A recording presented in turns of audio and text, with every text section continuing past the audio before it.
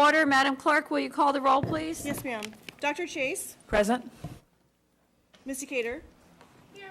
Ms. Egan? Here. Ms. Hazard? Here. Ms. Healy? Here. Mr. McCosker is absent. Ms. Young? Here. Madam Chair, you have a quorum. Thank you. Would you please stand for the Pledge of Allegiance?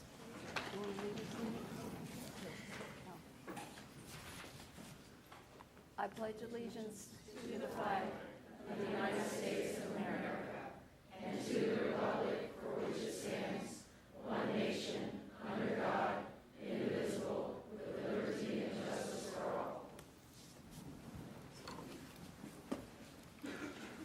Do we have a motion for approval of the agenda?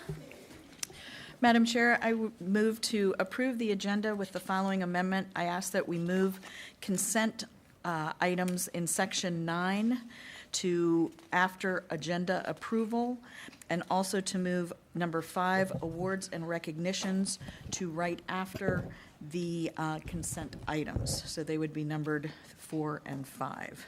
Second. Oh, All right, we have a motion by Ms. Hazard, second by Ms. Egan. All in favor, please say aye. Aye. All opposed? Motion carries unanimously. That brings us to the consent items. Do we have a motion for approval of the consent agenda? motion to approve consent? Second. Motion by Ms. Hazard, second by Dr. Chase. Any discussion? All in favor, please say aye. Aye. All opposed? Motion carries unanimously. And Dr. Kisner, do you have any announcements? Okay, I'm very excited to introduce some of our new leaders. Many of them are already in our school system in different roles. So when I call you, if you're here and you come with and you came with your family, please move up. Michael Armabal.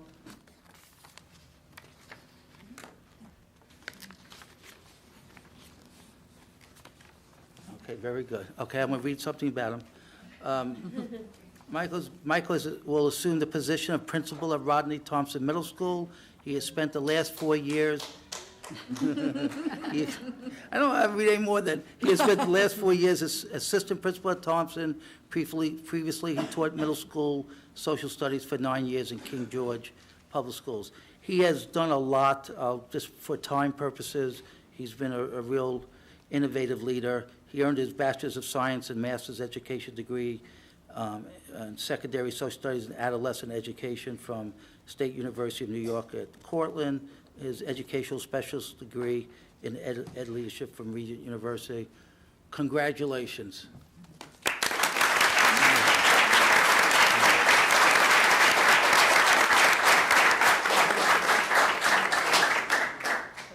Okay, is Mr. Botke here?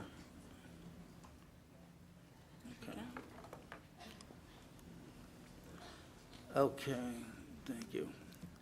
Mr. Andrew Bathke will assume the position of principal of Dixon Smith Middle School.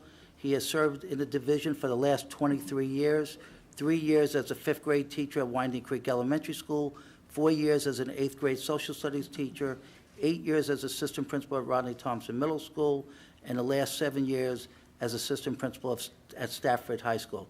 Prior to coming to Stafford, he was at elementary school in Texas as a preschool kindergarten teacher, which I absolutely love to see a man doing that. So he also has accomplished a lot of things, but I'm just going to get right to the degrees. He has earned a Bachelor's of Art degrees in elementary ed from the University of Missouri, Kansas City, and a Master's of Education degree in Ed Leadership from George Mason University. Congratulations and welcome.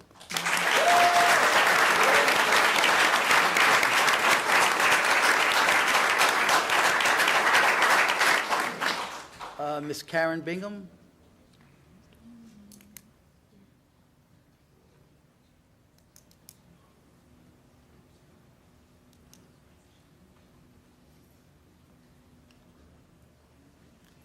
There are 3 missing. Ms. Karen Bingham will assume the position of principal at Widewater Elementary School.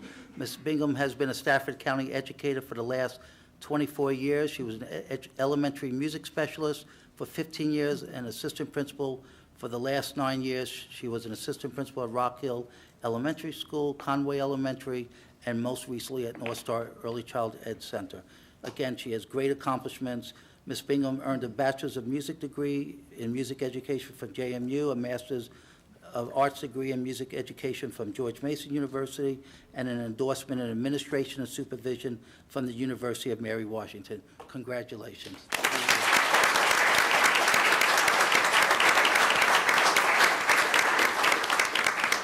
Okay, Mr. Roberts, Timothy Roberts. Oh, I love when they bring their family. Proud dad. And he has daughters. I got special for fathers and daughters. All right.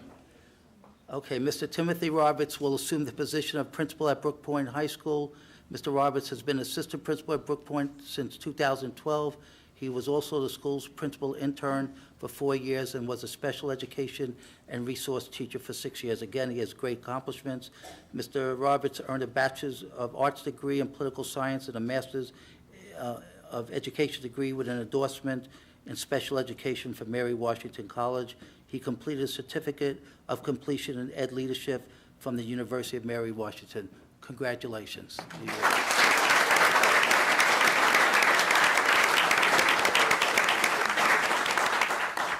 I hope she's here. Ms. Stephanie Sanders? Yes, good.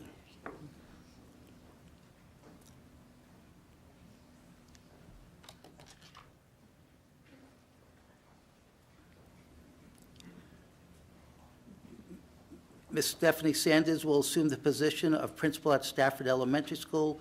Ms. Sanders joins us from Prince William County Public Schools with 20 years of experience, 3 years as an assistant principal, 6 years as a teacher, and most recently 12 years as a principal of Lake Ridge Elementary School. She is Lake Ridge, oops, sorry. She also has a lot of accomplishments. She also has a child at Stafford Elementary School. She's a resident of Stafford. Ms. Sanders earned a Bachelor's of Arts degree in English Literature from Mary Washington College and a Master's of Education degree in Ed Leadership from George Mason University. Welcome and congratulations.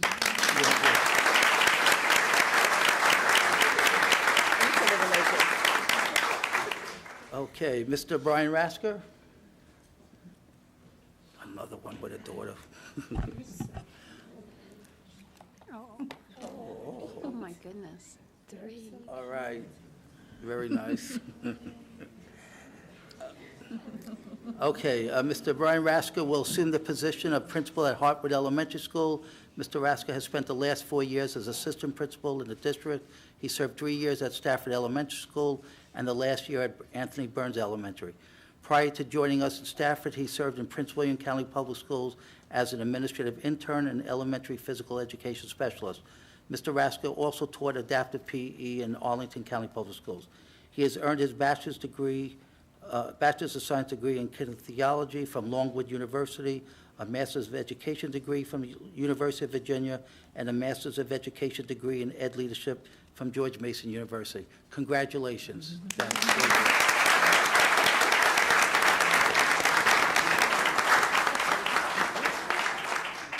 I see Roxana McCarthy coming. Come on down.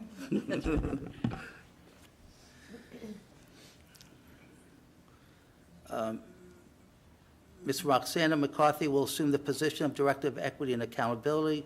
Ms. McCarthy has been the district's federal grants and program specialist since 2016. Prior to her current role, she served as the ESOL and World Language Coordinator for 3 years and a Spanish teacher department chair at Mountain View High School for 6 years. Ms. McCarthy also taught Spanish at Holy Cross Academy for 8 years. She has earned her Bachelor's of Arts degree in Political Science from Barry University and a Master's of Education degree in Spanish and ESOL from the University of Mary Washington. She is currently enrolled in the Master's of Education program of Ed Leadership, Administration, and Supervision at the College of William and Mary. Congratulations.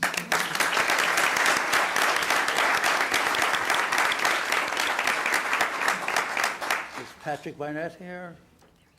Yes, all right. I may just read the whole thing, okay? Because he'll be new to us. Mr. Patrick Barnett will assume the position of Executive Director of Human Resources. For the past year, Mr. Barnett has served as the Deputy Chief of Talent Acquisition and Retention for the District of Columbia Public Schools. Previously, he spent 7 years with the New Teacher Project, where he served in various roles, including client, team partner, director of new teacher policy, and performance management director. He's also practiced law for 4 years. With DC Public Schools, Mr.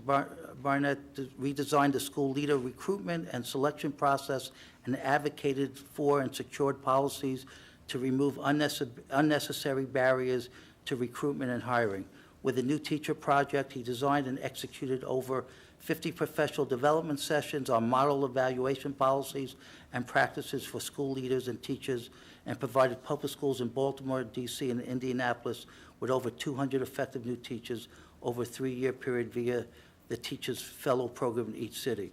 He earned a Bachelor's of Science in Foreign Services degree from Georgetown University, a Master's of Public Policy degree from Duke University, and a law degree from the University of Virginia. Welcome, and thanks for being here.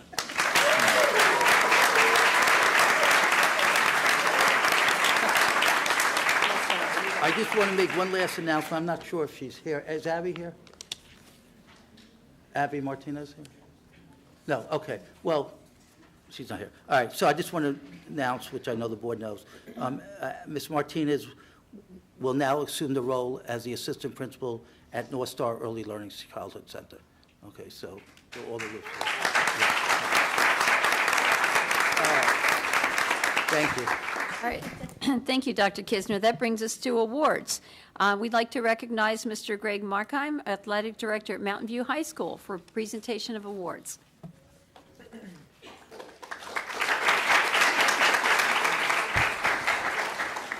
Thank you and good evening, Madam Chair, school board members, and Dr. Kisner. It is my honor and privilege to congratulate and recognize the Mountain View softball team as the state runner-up for the 2019 softball season. Coaches and players, please come forward as I call your name. Audiences, please hold your applause till the end. Head coach, Brianna Worley. Assistant coaches, Dennis Romine and Megan Smith. The team members are Allie Quaylar, Kaylee Eberhart, Caroline Pollock, Lainey Fritz, Tegan Levesque, Mackenzie Kushner, Phoebe O'Kelly, Felicia Preston, Annalise Franklin, Annalise Pudamont, Jesse Cantor, Harley Preston, Kirsty Banghart, and Kayla Gale. The hard work and perseverance of the team allowed them to achieve new heights. They are the first softball team to play in the state finals for Mountain View High School history and the second team in Stafford County history. Throughout the season, they compiled an impressive 19-3 record, and they won the 5D Regional Championship while also receiving numerous awards, among those including Regional Player and Coach of the Year and All-Area Coach and Player of the Year as well. At this time, again, we'd like to congratulate the Mountain View softball team.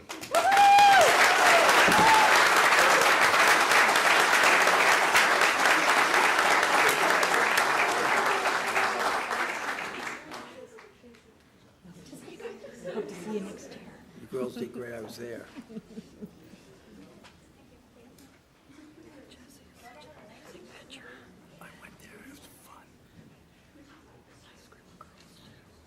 We'd next like to recognize Mr. Christopher Dodd, Athletic Director at Stafford High School, for presentation of awards.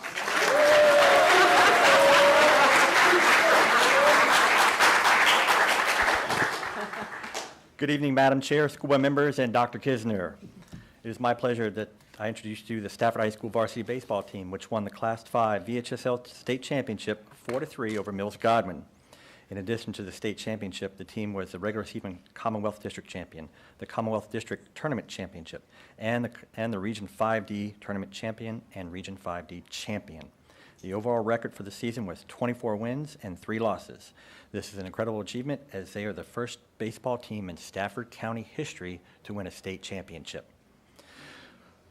Please, when I call your name, will you come forward? Audience, will you please hold your applause? We were led by head coach Mr. Tommy Harrison. Assistant coaches Scott Coleman, assistant coach Matt Bomke, assistant coach Mike Hill, and assistant coach Chris Clifford.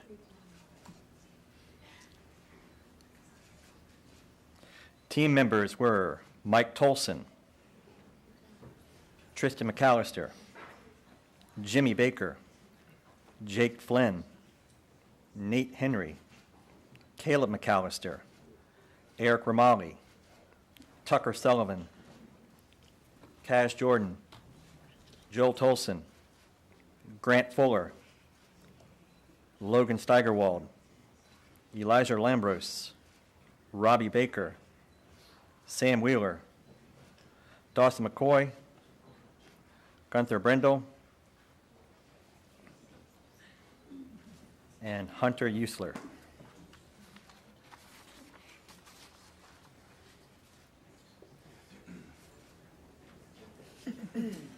All right, now you guys got to squat like the girls did, you know? Get that picture. You've been taking lots of pictures. You know how to do this by now. Or you can put the taller ones in the back.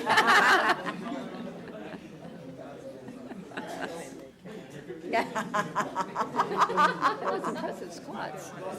I'm just teasing.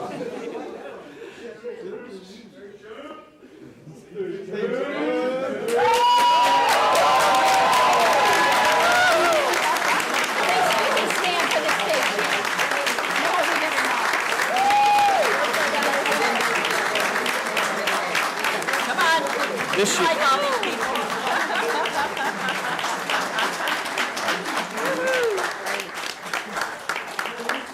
The team motto this year was Pride Team Indians, and during the season, they made our community proud by the way they conduct themselves, not only on the baseball field, but on the classroom and in the community. They are a true definition of team. Not one, but all team members contribute to their success all season long. Congratulations and a job well done, gentlemen. Thank you very much.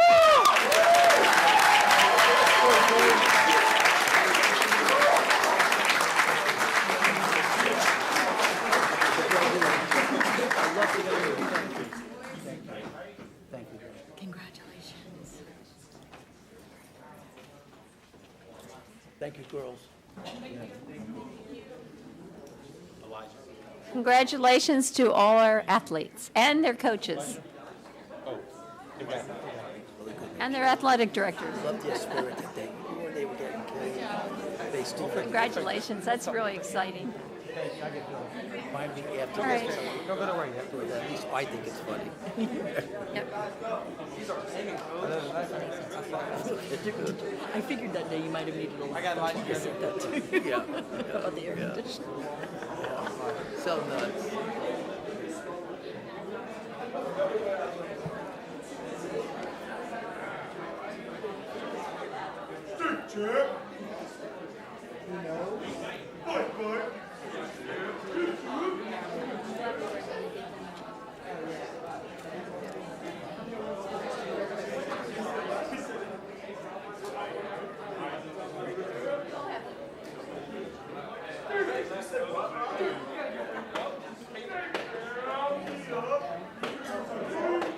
Yeah.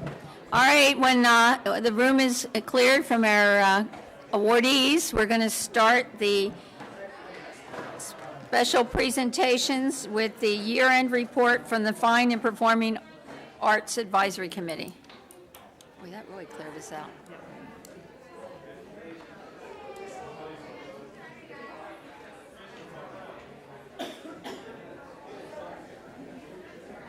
This is from Lori watching. We'll wait till they're out. We can, I say, volume will be reduced. My husband initially started watching the planning commission was kind of, Yeah. And the girls were one game away. quick wine. I think they watched the first one, my family, they were so proud of me, and then they're like, oh my God, did you sign up to do I this? say, be a little gory for one, because, you know, for her, because they advised me. Not that I drink wine. Aw. Right. They'll get those. I said they'll get those rings. They're pretty impressive rings, actually.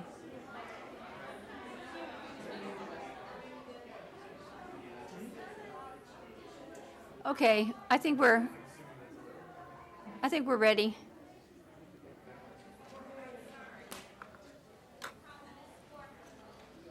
Oh, let me see.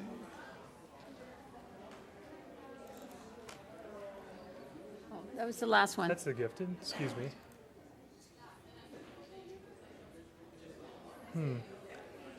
It's the one above, yeah. It's a PDF, okay, Yep, that's it. okay.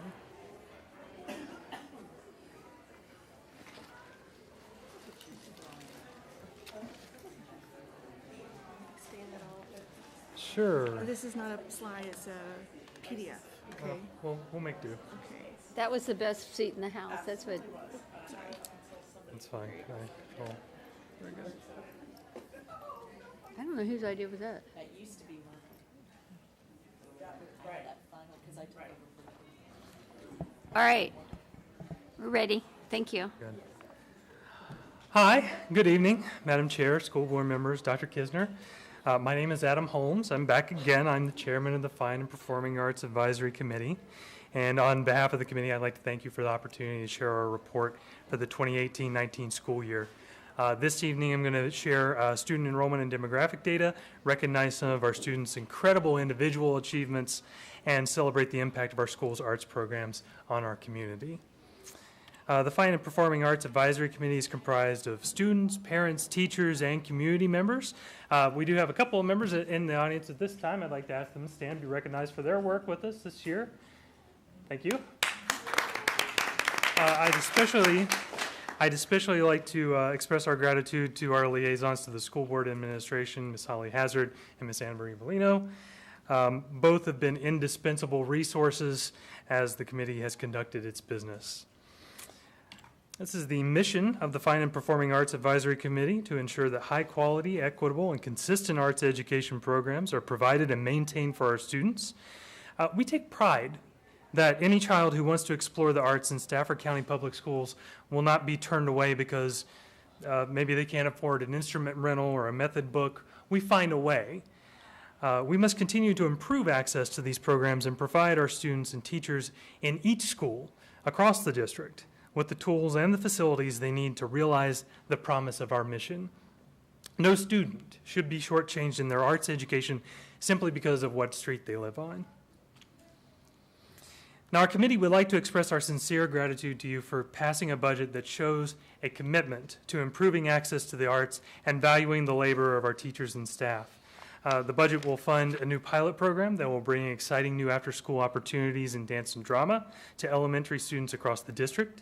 It provides full funding for one entire grade level to attend a performance at the Riverside Center, including transportation, as part of the elementary curriculum. It contains funds that will partially defray fees for students who earn a spot to represent our community at all district, regional, and state events. The budget begins to correct teacher and staff compensation and also helps satisfy staffing needs in our middle and high school strings programs. We thank you so much for each of these steps forward and for demonstrating your commitment to our arts programs. And this support is critical because, as you can see, our arts programs continue to grow and generate increased excitement year over year. Our middle school arts enrollment has grown 9% just since the end of 2017, and we see an even bigger increase in high school enrollment from the end of 2016 to today. That's a 10.5% jump. Naturally, we can expect those numbers to further increase as more and more middle school artists, musicians, and actors feed into our high schools. This year, over 48% of our student population at the secondary level enrolled in an arts course, and combined with our elementary students, over 24,500 students received arts instruction this school year. That's 84.5% of the entire student population. Now, this data shows that our kids want to express themselves in a personal and meaningful way. Our students learn to collaborate, explore, and create in our classrooms. High-quality arts ed instruction provides a direct connection to workplace readiness skills such as perseverance, focus, and collaboration. Student engagement in in arts classrooms and research has shown us that there is a positive correlation between high student engagement and graduation rate. Stafford County kids want to participate in the arts, and we are grateful that this board recognizes and funds opportunities for students to do so. Now, Part of ensuring access to a great arts education is verifying that these programs are providing opportunities for everyone. This graphic illustrates the demographic makeup of our high school arts programs for the 18-19 school year. These concentric rings help us visualize and appreciate the picture of the whole while being able to examine and understand schools individually. Now, in examining this graphic, I'd like to first remind you that the size of each ring is not indicative of total arts enrollment. Stafford Senior on the outside ring doesn't have 3 times as many art students as Brook Point does on the inside, for example. But from that big picture, looking at all the rings together, we can see that our arts programs are composed of a diverse group of students. All in all, about half are white, which is represented by the dark blue, and there are 19 are Hispanic, which is yellow, 18% are black or African American, which is silver, 8% identify as 2 or more races in the green, 3% are Asian, orange, and less than 1% each are American Indian or Alaska Native, or Native Hawaiian or other Pacific Islander. Students enrolled in fine and performing arts classes are closely representative of the demographics that exist in our school division. This gives us confidence that we are making good progress in ensuring our arts programs are accessible to everyone. Our arts classrooms as a whole look like Stafford County, and we want to celebrate that. Our art students accomplish so very much. We're so proud of the accomplishments of our students and teachers this year. We never have enough time to list every accomplishment with you, but among the highlights, we had 2 all-national music participants, 54 all-state music participants, 10 all-regional orchestra, 321 all-district music participants, 3 Virginia honor bands, 3 blue ribbon schools, and our own state champion, the Stafford High School one-act play team.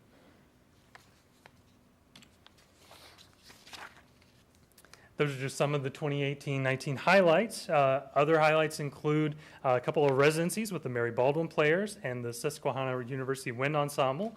The VCU Jazz came up for a residency at North Stafford. Stafford County Public Schools orchestra students, field trip to Fairfax Symphony Orchestra. Of course, the Mountain View Chorus being invited to sing at the White House. We had our first annual all-county guitar ensemble and a grant awarded for elementary music professional learning. One of my favorite parts of the year is the Fine Arts Festival. The Fine Arts Festival showcases the artistry and performances of our talented students and the extraordinary leadership and instruction of our incredible fine arts teachers. On March 30th and 31st, over 10,000 patrons visited Brook Point High School to enjoy the creations of over 5,000 student artists. Patrons were also treated to over 130 entries in the Recycled Art Contest, and the festival served as a debut for our first annual all-county guitar ensemble, which I mentioned just a moment ago. Now, all these accomplishments are just a few of the reasons Stafford earned the honor of being named one of the 2019 Best Communities for Music Education. This honor is awarded by the NAM Foundation in national recognition of Stafford County Schools' outstanding support and commitment to music education and our efforts to assure access to music for all students as part of a well-rounded education.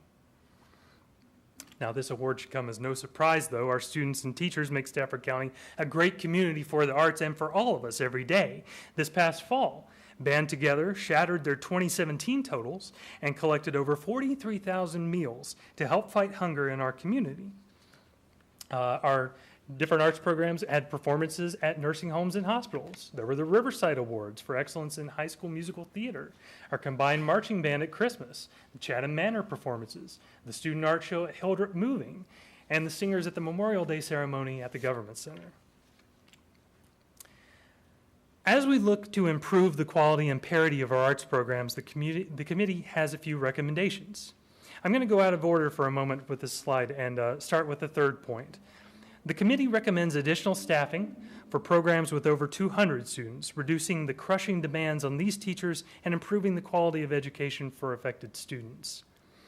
Under that point, the final one, we want to continue on our past successes of increasing access to diverse arts programming with a renewed focus on dance and drama. Back at the top, our choral programs need contracted accompanists. Many teachers are often left to perform this duty themselves as they simultaneously listen, instruct, correct, and teach. Contracting accompanists for these programs gives everyone more freedom to create music and perfect their craft. This year, the committee invited choral directors to our meetings to discuss how to develop a program that meets our teachers' and students' needs. We also studied how other districts auditioned and evaluated potential accompanists, as well as how they're compensated. And finally, I've spoken a lot this evening about parity and ensuring all of our students at all of our schools have access to the same high-quality arts education. And with so many competing priorities for capital improvements, aging infrastructure, and shifting enrollment populations, it can be difficult to pinpoint where the funds are most needed. However, as in years past, the committee recommends that the board carefully consider the state of North Stafford High School's facilities. North Stafford is still the only high school without an appropriate theater arts classroom space, without 2 theater arts teachers, and without 3 large music ensemble spaces. As the committee prepares its updated education specifications for the anticipated High School 6, we want to be sure that our existing high schools are meeting the same standards for our new facilities. That concludes our presentation. I want to thank you all for your time, and that finishes our report. Thank you. Are there any questions? I have a question. Comment, Ms. Young? Yeah. I'm trying to understand your graph that you have, what's it called? Which graph? Diversity in the arts? Yes. So the numbers, I think you mentioned 60% white.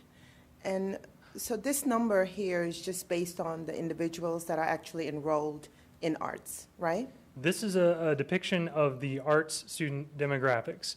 The number is actually closer to about 50%, maybe 51%. So you really don't have the number that says, okay, because there are 60% white students in Stafford, that there may be like 20% in arts versus, for example, the gray that is Black or African American students. You don't know what the number of population is.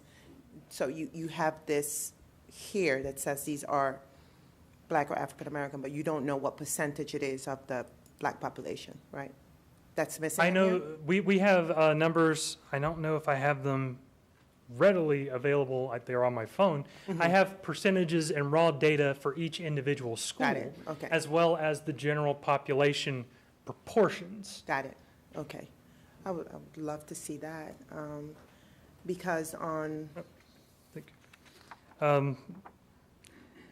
Some of these figures may answer those questions. I have the raw data for high school fine and performing arts demographics totals, breakdown by discipline, the same data for middle schools, and then the totals for middle school versus high school. I would love to see that. And then the other question, it's kind of connected to that question. It says here, maybe I misunderstood what's written here, increasing access to diverse arts programming, dance and drama in particular.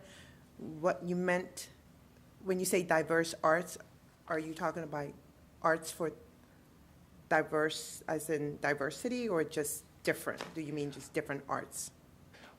In Or that are you context, talking about the ones that when would we're attract- talking about dance and theater, those are 2 areas that we feel like we can do Attract more in. Got Yes. it, got it. I thought that's what you meant, but I just wanted to make sure. Mm-hmm.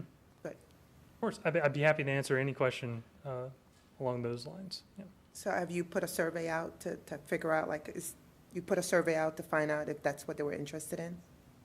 Dance and drama in particular? We currently have a survey out to students that we're still crunching the numbers on that went out this past year. We're still analyzing that Okay. data in order to figure out how we can improve access to the existing art programs, where we have needs that we're not necessarily fulfilling, what students would like to see offered, including maybe trying to get at some of the reasons that they didn't stay with an arts class or why they picked up an arts class, and finding out where our successes and our shortcomings are on each side of that. Okay, well, thank you. Well, Thank Howard you. University is right up the street. You could go there and figure things out and get some more analysis and research from them. Okay. Terrific. If any data you want to share with us, you can give to our clerk. You don't have to do it this evening. You can email it to her, and then she'll provide it to all the board members and make it part of our record. Okay, we have some spreadsheets that break down the demographic data that we created this diversity wheel. Thank you. Thank you for your Thank work. you Welcome. for a thorough report.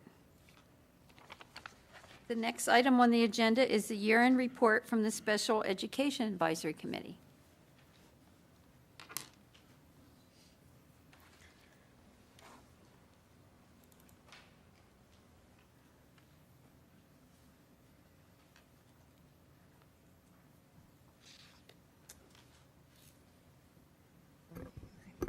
Good evening, Chairman Healy, school board members, and Dr. Kisner. My name is Keisha Evans, and I am the chair of the Special Education Advisory Committee for the 2018-2019 school year.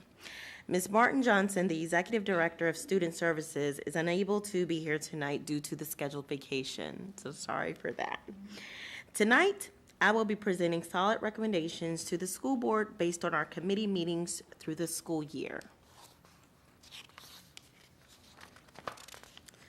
The SEAC met 6 times this school year. We had 18 new members and 7 returning members. We quickly focused on 2 key areas for students with disabilities: academic needs and social, emotional, and behavioral supports. I have a strong interest in the area of collaborative classes and asked the SEAC to focus time on improving the ratios of general education peers to those with IEPs and the Section 504 plans. Additionally, we wanted to focus on staffing to address the growth in mental health needs for all students. We were fortunate this year to also have a presentation from Drew Gorsham, a senior from Colonial Forge High School, who presented to the SEAC on what it was like to be a twice exceptional student, one with a disability and also being gifted with ADHD. Drew's presentation was phenomenal, and he did an amazing job. Lastly, we wanted to make sure we brought you solid recommendations that you can act on in the next school year and budget cycle. So let's get started. The SEAC reviewed research based on recommendations from experts in the field of co-teaching and the collaborative service delivery models. As you can see, Marilyn Friend, Wendy Morowski, and Kathy Byrne have provided recommendations for the percentage of students with disabilities who should be in collaborative classes. Marilyn Friend and Wendy Morowski are pioneers in the area of co-teaching, and Kathy Burns works with TTAC, Training and Technical Assistance, out of William and Mary. Essentially, each section of a secondary co-taught class should have between 20 to 40% of the class with disabilities. The SEAC focused on the middle schools in math and English for the 2018 and 2019 school year to determine how many sections had a class composition over 37% of IEPs in Section 504 plans. If you aren't familiar with the co-teaching model, let me take a minute to let you know that the majority of students with disabilities are served through this model. A true co-teaching model has 2 licensed teachers who share teaching, planning, and assessment of students for the full block and content of the class. One teacher is endorsed in the content, and the other teacher has an endorsement in special education. This allows for expertise in content and methodology. It also allows for the 2 teachers to differentiate instructional practices or provide instructional delivery in multiple ways. By co-planning, co-teaching, and co-assessing, the teachers are able to meet the individual academic, social, and emotional needs of the students in the classroom. This is not a new model in Stafford, but we must focus on the ratio of students in these classrooms in order to support teachers and to ensure students remain the focus with a balanced composition of students. The next 2 slides will show you the number of sections of math and English by grade that had over 37% of IEPs in Section 504s. As you can see on this table, we have a lot of classes that have a 0, which means that there are no sections of English in those grades or schools with over 37% of students with disabilities or Section 504 plans. We also see a lot of sections of 1 and a handful of 2s. These are 2 schools which have 3 sections in 6th grade of collaborative classes over 37%. Student Services and the middle school supervisor will work with those schools to address any staffing needs, to determine if there was a large influx of 6th graders this year, or if classes can be leveled out for 1920. If not, This may be an example of where we need additional co-teaching teams to get that percentage down so that we're not overloading teachers and we are able to meet the academic, social, and emotional needs of the students. This table represents middle school math. As you can tell, we have many more classes under the 37%, which is great, and we have very few ones. There are some hot spots with classes over 37% at 3 schools, and again, student services staff will be looking at those classes to see how they look for 1920 school year. But please note that this table does not include hybrid classes. Hybrid classes are those where students with disabilities are in collaborative classes for a majority of the time, but are then pulled into a self-contained setting. Not all schools utilize this model, as it is contingent on the severity of the student's disability and the needs that are identified in an IEP. As you can see, based on information from the CDC, mental health needs for children 2 to 17 is staggering. Just the first bullet alone paints a picture of the need for the country and our local school district. 1 in 6 children ages 2 to 8 had a diagnosed mental, behavior, or developmental disorder. And this is information from the CDC from 3 years ago. 9.4% have a diagnosis of ADHD. 7.4% have a diagnosed behavior disorder. 7.1% have a diagnosis of anxiety, and 3.2% have a diagnosis of depression. These children attend our schools and live in our community. As many of you are aware, many mental health, behavioral, and developmental disorders have a comorbidity factor, meaning 2 chronic diagnoses occur at the same time. We need help support the increased mental health, behavioral, and developmental disorders. Within the Department of Student Services, the department has noted the following increases across grades K through 12. Increased numbers of students with emotional disabilities, increased number of social skill classes, increased need for one-to-one counseling, increased referrals for the Student Education Committee due to anxiety and depression, and the increased requests and the need for mental health and trauma-informed care and practices from school staffs and administrators. Best practices and research support the need to address the percentage of students with disabilities in Section 504 plans and collaborative classes. The SEAC would like for the school board to include co-taught classes in the staffing standards when it is revised. The staffing standards plan was due for revision in March 2018, so it is the SEAC's hope that once it is revised, the following recommendations will be included, or that the school board will support the recommendations outside of the adopted staffing standards. We have set out a 3-year path to decrease the ratios from 37% to 35% to 33% as recommended by research. The SEAC believes this meets what is recommended in the research and will help teachers meet the academic, social, and emotional needs of the students. Please remember that the other 63% of the students who are general education students may also have a risk needs or behaviors. The SEAC wants to extend the recommendations for the 1920 year with a deep dive into elementary data. As you see, best practices and research support the needs to address the percentage of students with disabilities and Section 504 plans and collaborative classes. The SEAC would like for the school board, I'm sorry, did I just read that? Yeah, I did. I apologize. The SEAC voted unanimously in May 2019 on all recommendations to the school board. We believe these recommendations are needed to support the academic, social, and emotional needs of all students.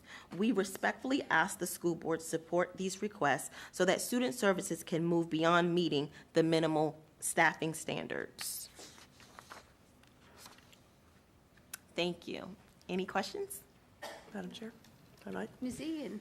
Thank you very much for that. This is a hot button issue for me. Yes. I'm a 504 mom and an IEP mom. Me as well. And I would really like to make sure that we have a copy of this presentation sitting next to us as we venture into the next budget cycle. I don't know if you were here when we were having budget discussions. One of the things that I was pushing for was stipends for teachers who are managing IEPs and 504s. Unfortunately, I didn't have the support, and we didn't have the money for it. But I was wondering if you guys had that conversation. Have you ever talked about supporting a stipend for our teachers who do 504s? We did not talk about that, but that is something in the next committee meeting we would definitely. That would be really helpful, because then that gives us a little bit more teeth to what we're trying to do with the budget. So Yes. if you would keep that in mind as you approach next year, but I we will. appreciate it. Thank you so much. Thank you. And I just Question? I just want to make a follow-up on Ms. Egan's. If you come up with a recommendation on that before the, the end of the year, feel free to send it to the board, because our budget literally has already started, but we get, very involved, with it as we get closer to April. That's what I thought. When we present it to the Board of Supervisors. So, sometime early in the fall, if you have a recommendation, feel free to present it. So Dr. Chase was next, and then Ms. Young. So I just had a question about sort of grouping IEPs and 504s and using that as just sort of a hard number, because each student is an individual, and there may be students who, say, have 504s who really, if you have a peanut allergy, that may not really affect your ability to do math in the math class or English or something like that. And so it really isn't going to increase the load on a teacher. So did you all talk at all about that, or? No, we did not talk about that. You want to explain more? Yeah, we just looked at the basic numbers of each of the classes and the number of 504s and IEPs in each of the numbers that we received. So. Right, so you didn't pull out whether there would be a educational load attached to that 504 for the teacher. I mean, in calculating your 33 or 37%. So I was just curious. That's okay. Thank you. No, but thank you for making that note, so we Ms. could. Young. Yeah, my question was in reference to the recommendations when you have here social workers +5. Was this before or after the budget? Because we did approve social workers, so I wasn't sure. We do have social, what have we here? 17, 13? We have 13 social workers. Social workers? And so this 5 here is in addition to what we already have? Correct. Okay. Okay. Okay. But it's through the fiscal, you see the different fiscal years. So fiscal year 21, 22, and 23. So this 22, is that +5 more, or is that, so that's 10, 14? Right, it's +5 more. By FY '23? Correct. And what is this based on? The research that we looked at.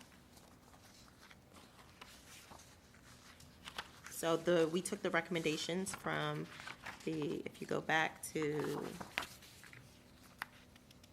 Marilyn Friend, Wendy Morosky, and Kathy Byrne, we took that data, we took that research, and we came to our analysis. Okay, okay. Any other questions? Well, thank you for a great report, and we'll look forward to seeing you again. Yes, thank you And so then, much. Ms. Hall, you'll be sharing, well, we have this electronically, but we might want to have some There's supporting data. written She has copies that. for those of us who are the dinosaurs. Yeah, but she has supporting data that's not in here. Ms. Hazard and I guess, are the paper people. No, but she has other supporting data. Right, what I can do Yes. is make sure that we email you and you can email the board with the supporting data. Okay? Thank you. Thank you. All right, that brings us back to 7 citizen comments. We have 5 people who signed up. I'm going to, Should I read the thing first? oh, yeah, we'll have our little blurb. Thank you, Okay, Dr. sure. Chase. So Moving right along here. individuals wishing to comment at this time may do so by responding to the general invitation by the board. Speakers shall identify themselves by name, address, and organizational affiliation if the spokesperson represents an organization. Speakers shall also announce the purpose or topic of their comments. 3 minutes shall be allotted to speakers.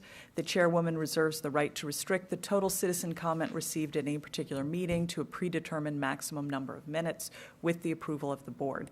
Citizen comment which is profane, abusive, or which threatens imminent physical harm shall be ruled out of order by the chairwoman. Although the board provides the opportunity for citizen comment, individuals desiring to register complaints against division employees or division programs, services, or activities may also utilize the procedures outlined in Stafford County Public School Policy 1113, Public Complaints. Thank you, Dr. Chase. All right, we have 5 people who signed up, and when those people finish speaking, we'll invite anyone else who is here who wishes to address the board. The first speaker is Lisa Lineweaver. The second is Miriam Rich. Okay, thank you.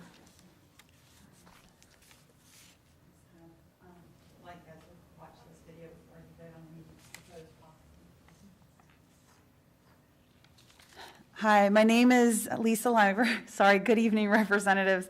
I'm a mother of 3 and a registered nurse. I also hold a master's in family nurse practicing. I'm here in regards to the newly proposed policies, which would include sexual orientation and gender identity as a protected class. The Obama guidance letter on May 20th, 2016 was simply an administrative issuance to Title IX institutions, twisting Title IX to not only apply to a physical trait, but to a behavior, but it was never enacted into law. This guidance letter said that sex was to also be interpreted as sexual identity, and that institutions that receive federal funding under Title IX were supposed to interpret the word sex in Title IX to mean gender identity. Title IX of the Civil Rights Act was to protect women and girls in the educational arena because women and girls had been discriminated against within the educational arena for so long. Hence, feminists and other women fought very hard to get Title IX enacted into law in 1972, and it's specifically to protect women and girls. And it says in the educational arena, it says very specifically that there can be no discrimination based on sex. It specifically uses that word sex. Title IX accompanies some implementing regulations that say that even though the law prohibits discrimination on the basis of sex, it is appropriate for institutions that receive federal funding to have sex-segregated spaces like bathrooms and locker rooms. So sex-segregated spaces are specifically allowed under Title IX and its implementing regulations. Regarding the guidance letter, the Obama administration did this with no notice or public comment. There was no opportunity for the public to respond, and what the guidance would have effectively done is obliterated the regulations that allow for sex-segregated spaces. Therefore, the Women's Liberation Front sued. They filed a lawsuit in New Mexico called the Women's Liberation Front versus the United States of America, and they were well prepared to proceed with that lawsuit and essentially made 2 arguments. 1, the Obama administration's failure to get any public input into this change constituted a violation of the Administration's Procedures Act. 2, interpreting the word sex to mean gender identity for Title IX purposes was really, really bad for women and girls in institutions that received federal funding regarding privacy and safety. The current administration of the United States of America has withdrawn that guidance, so as a result of the withdrawal of that guidance, this case was dismissed. The case just became mute. If sex is construed to mean gender identity, what that means is that nearly all sex-segregated spaces, bathrooms, locker rooms, showers, field trip overnight accommodations, colleges, sports, dormitories, and women's rights in general will utterly disappear. The Supreme Court recently refused to hear the Joel Doe versus Boyertown Area School District case where a group of students sued the school for the right to privacy and safety in the girls' locker room bathroom area. Therefore, it is not possible to both enshrine gender identity in civil rights law and protect women and girls as a distinct legal category. Furthermore, the cross-sex hormones that this policy would suggest that we give to children in the name of gender identity causes sterility in both sexes, increased cardiovascular risk or thromboembolism in males and polycythemia in females, or increased risk for blood clots, stroke, heart attack, and splenomegaly. Thank you. I just ask that you watch If you'd like to submit your comments, our clerk will make them part of the record and share them with the board. Thank you. All right, Ms. Rich. And following Ms. Rich is Josh Hetzler.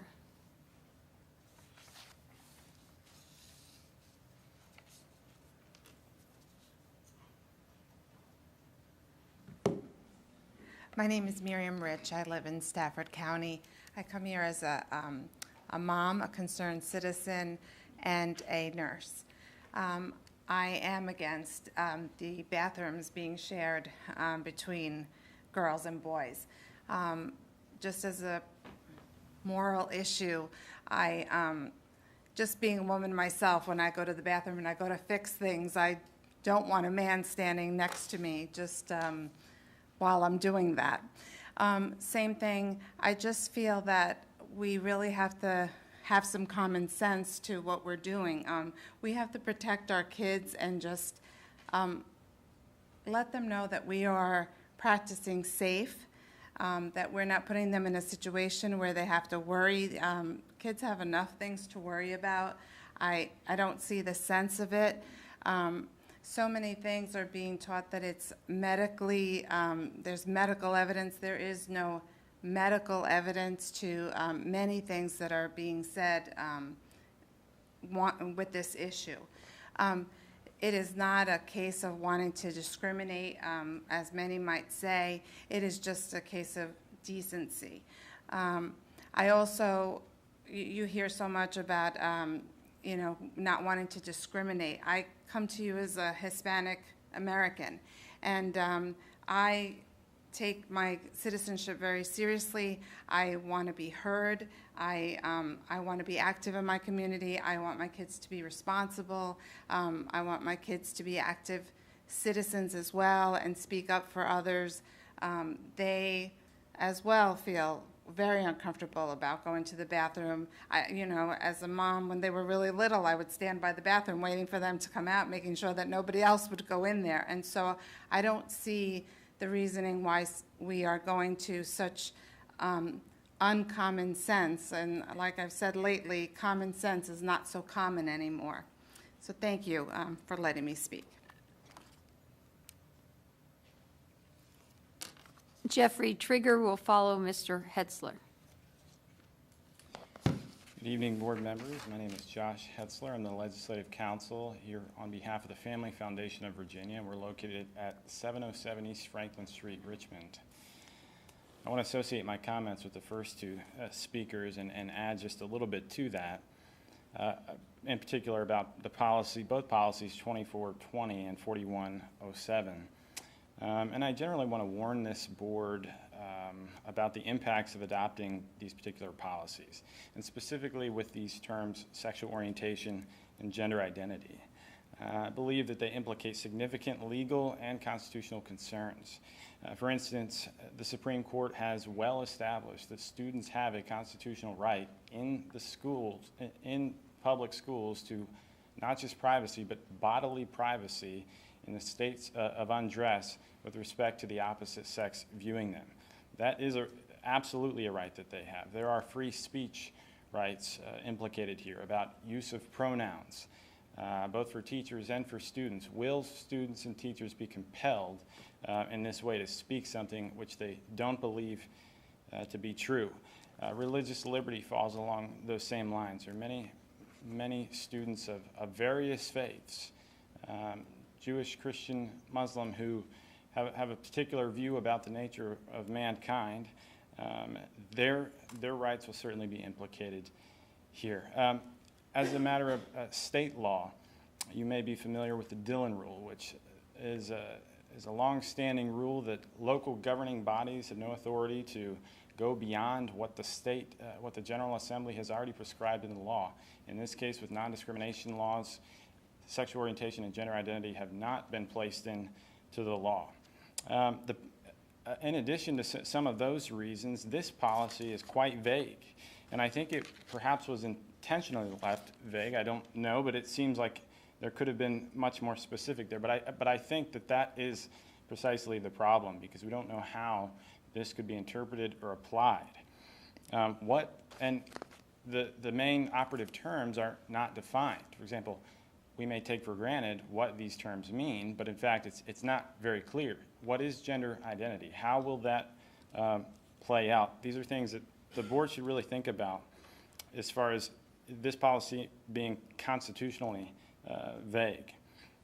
So I've got a couple of seconds, so I want to skip down, and I want to encourage you to consider the story of Peter Vlamming, who is a high school French teacher in West Point High School, not far from here. And he was recently fired in December by his board for simply not using pronouns at all.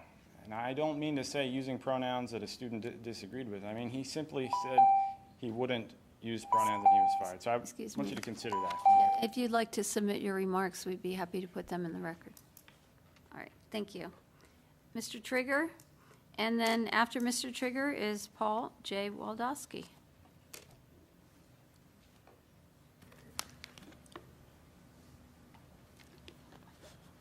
I think I might be stealing Waldo's thunder tonight. I brought props, so sorry, Waldo. My name is Jeffrey Trigger, and I live in the George Washington District. Tonight, I'm here to talk to you about the power of graphic literature. There is a vote yet again to pass another reading program. I'm not against technology. I'm reading this on a phone, so I just want to make sure everyone's clear of that. But I just want to be assured that when we're trying to reach our subgroup categories, we're not using this as a crutch, but we're using it as a tool. Last year, I used the love of comic books, like the ones you see right here, and implemented them in my classroom. We used compare and contrast against traditional literature. I was able to create lessons and projects that crossed both the rigor and the engagement divides.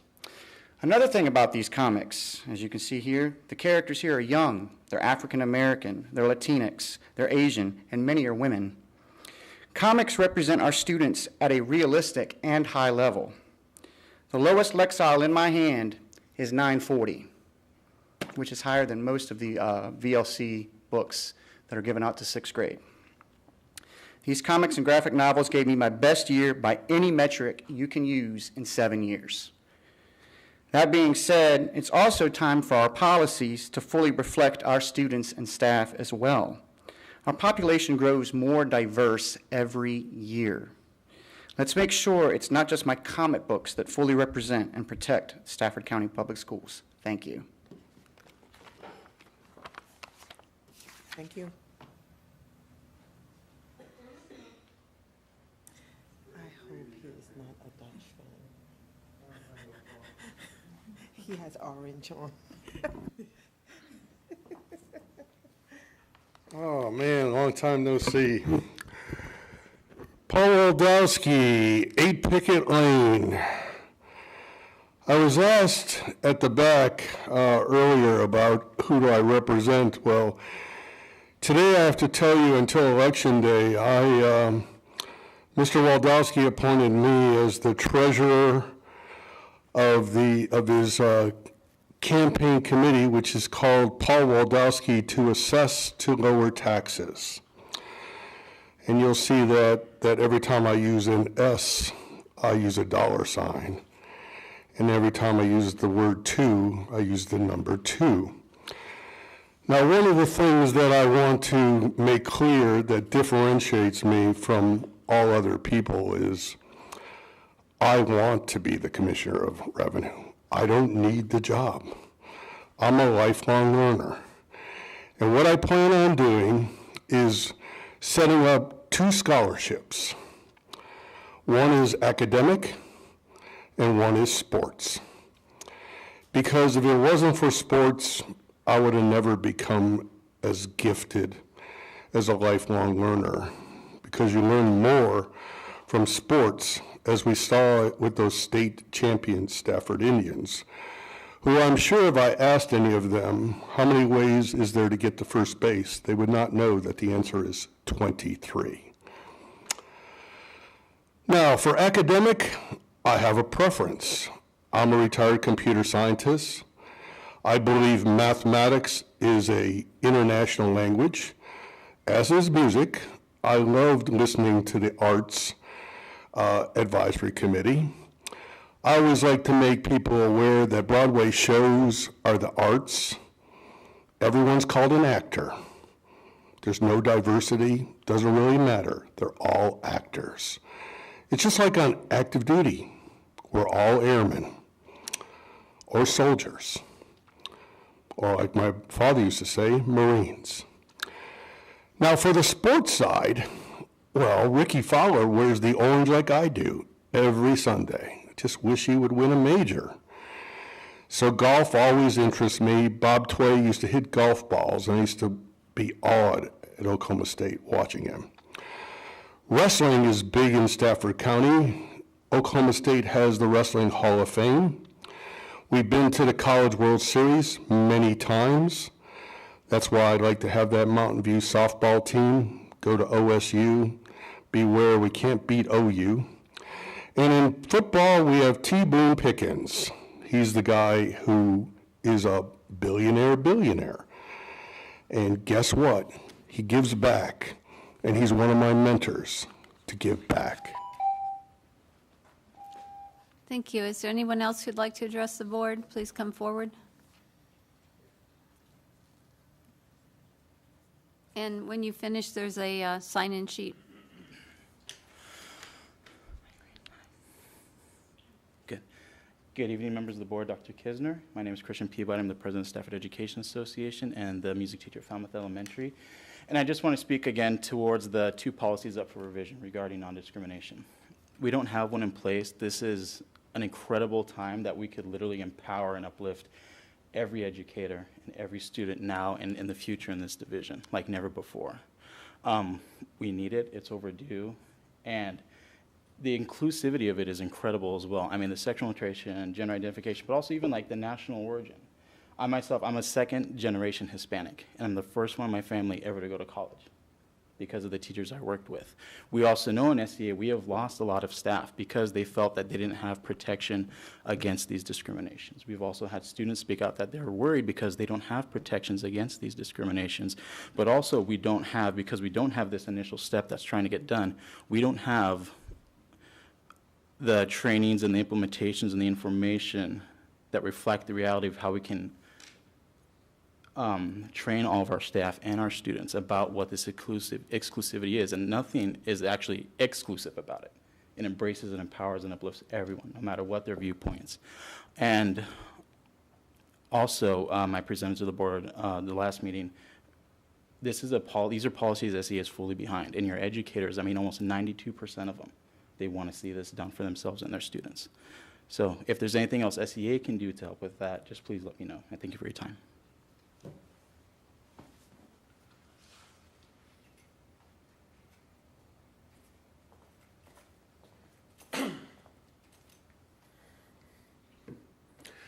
My name is Dave Gent. I'm a teacher at A.G. Wright. I did not anticipate being here in the summertime, so I'm a little unprepared. Bear with me. I hadn't actually planned on being here today. I heard the topic of discussion for the new policies were going to be up again, but it was just going to be kind of an easy meeting, but there was some concern that people might push for a vote early, so I wanted to be here in case things went in a different direction. And as I was listening, I heard something that I couldn't help but catch my attention when the presentation was being given on the special ed programs in the county. They mentioned several times, and I wrote it down here, about the importance of looking after our students' academic, social, and emotional needs. And you guys are great listeners. You're active listeners. When you hear something you agree with, you nod, right? And everybody nodded along. Nobody questioned it. Nobody stood up and told them to stay in their place and focus just on the teaching, like we get told when we're talking about these policies or when people come up against them. And I thought that was just a really interesting kind of parallel for the arguments we have here. Because I had an interesting experience lately that showed both sides of that. I went to the Pride Parade in DC a few weeks ago. I've been going every year for 14, 15 years now. And during the parade, everybody was so happy. I see students there every year, and they're smiling, they're supported. For the first time in many of their young lives, they feel safe. But about 2.5 hours into it, a fight broke out on DuPont Circle, and somebody pulled a gun. And within seconds, 100,000 people panicked and started running. And nobody felt safe anymore. It took zero time. And as we sat there convinced that there was a shooting, because we didn't know for about 15 minutes why people were running and screaming. We just knew that they were, and there was a gun involved. People talked about how scared they were. They talked about what they were going to do. There were people who took charge, people who went to help, but nobody talked about being surprised. Everybody believed that this was a realistic thing that could happen. The discomfort and fear they'd lived with the whole time was just surface level, because their emotional needs, their social needs were not being met. This was expected. That kind of hostility was expected. That's the dynamic we're trying to change with these policies. Now, people can come up and talk about morality issues. They can talk about religious concerns. They can talk about safety. People have given you the numbers and the statistics on who actually gets hurt in bathrooms enough times. I'm not going to repeat them. Who actually commits suicide enough times. I'm not going to give them to you again.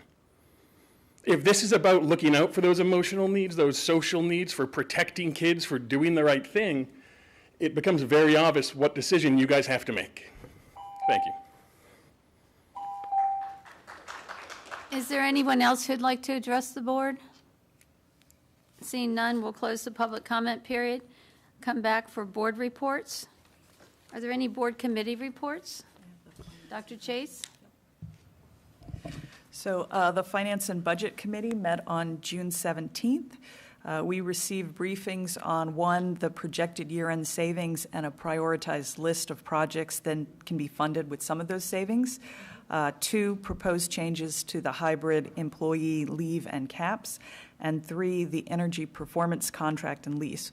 All three of these items are on the agenda, the first for action and the second two for information. Members of the FAB were supportive of all three. We then discussed the Superintendent's Purchasing Authority, Policy 5802. Chairwoman Healy suggested that we discuss this issue because the limit, which is $75,000, was set in 2008 and has not been changed since, despite inflation. This came up recently when the board had to be polled to approve a street light for the new Moncure because the cost was between $75,000 and $100,000. The Finance and Budget Committee was in agreement that the limit should be raised and something should be coming to the board for information and then action in the near future. And we talked about this already. And then finally, it is time to begin developing the school board's budget priorities for next year. With that in mind, we requested a retreat with the entire board in August. Please let Ms. Hall know about your availability as soon as possible if you have not already done so. And our next meeting is scheduled for this Thursday, June 27th at noon. Thank you, Dr. Chase. Is there a report from the Governance Committee? Yes, ma'am. Ms. Egan. We were very overdue for a meeting, so it was necessary. We talked a little bit about the employee code of conduct that we had discussed last year and probably the year before. I believe Missy has pulled and has forwarded it to the board. In turn, we would like to send it to Dr. Kisner for him to look at and to consider. We also talked about something that you guys apparently have forwarded to the rest of the board, asking about superintendent goal setting and evaluation. So that was part of the conversation. We talked about a bylaw review. We haven't really, as a board, looked at our own, the document that governs this board. So we've asked Missy to send those out too. And typically what we would have done for the governance committee is we would have gone through this and, you know, kind of pulled out and brought back a recommendation of some sort. But we all agreed that this is something that the board should do together, and not make a recommendation that to maybe include this in the retreat that you're suggesting for August. We'll maybe set some time. It'll be a little bit more than a half a day, but I think it's important for us to kind of roll up our sleeves and get into these three items as a board, because I don't think, we didn't think it warranted a recommendation. This should be a groupthink project. So if we could add that to the retreat for August, we can tackle that and get her done. Thank you, Ms. Egan. All right, that closes the board reports. Superintendent comments. Dr. Kisner. First, I must tell you, I was getting there. I thoroughly enjoyed, I'm remarkably impressed with all the advisory committees that presented over the last couple of weeks. The professionalism and detail was excellent. I also must tell you, this, when you're in your first year, everything's a first. So the Teaching and Learning Summit, I I applaud Jan and her department. It was very, very positive, let me just leave it at that. While that was going on for 3 days, 2 days at Gale Middle School was middle school staff, over 100, were learning about RTI practices, and I had a chance to participate for that. So we had, I don't know, I'm going to say about 550, 600 educators learning last week, which was very impressive. And then yesterday... Dr. Kisner, for those who may be listening, could you just tell us what RTI stands for? Yeah, so response to intervention, to help, tiered support, so we target instruction to help the needs of children where they are currently. And then yesterday, and I give Carrie Neely the victory, but we had 4 schools. We had Moncure, Hampton Oaks, Rocky Run, thank you so much, and Conway. The staff from all 4 schools meeting at Conway to talk about the transition of students and families. And it was focusing on the positive things that they're proud of the school and students. So I'm just going to tell you, as you already know, we have great staff and great things are happening.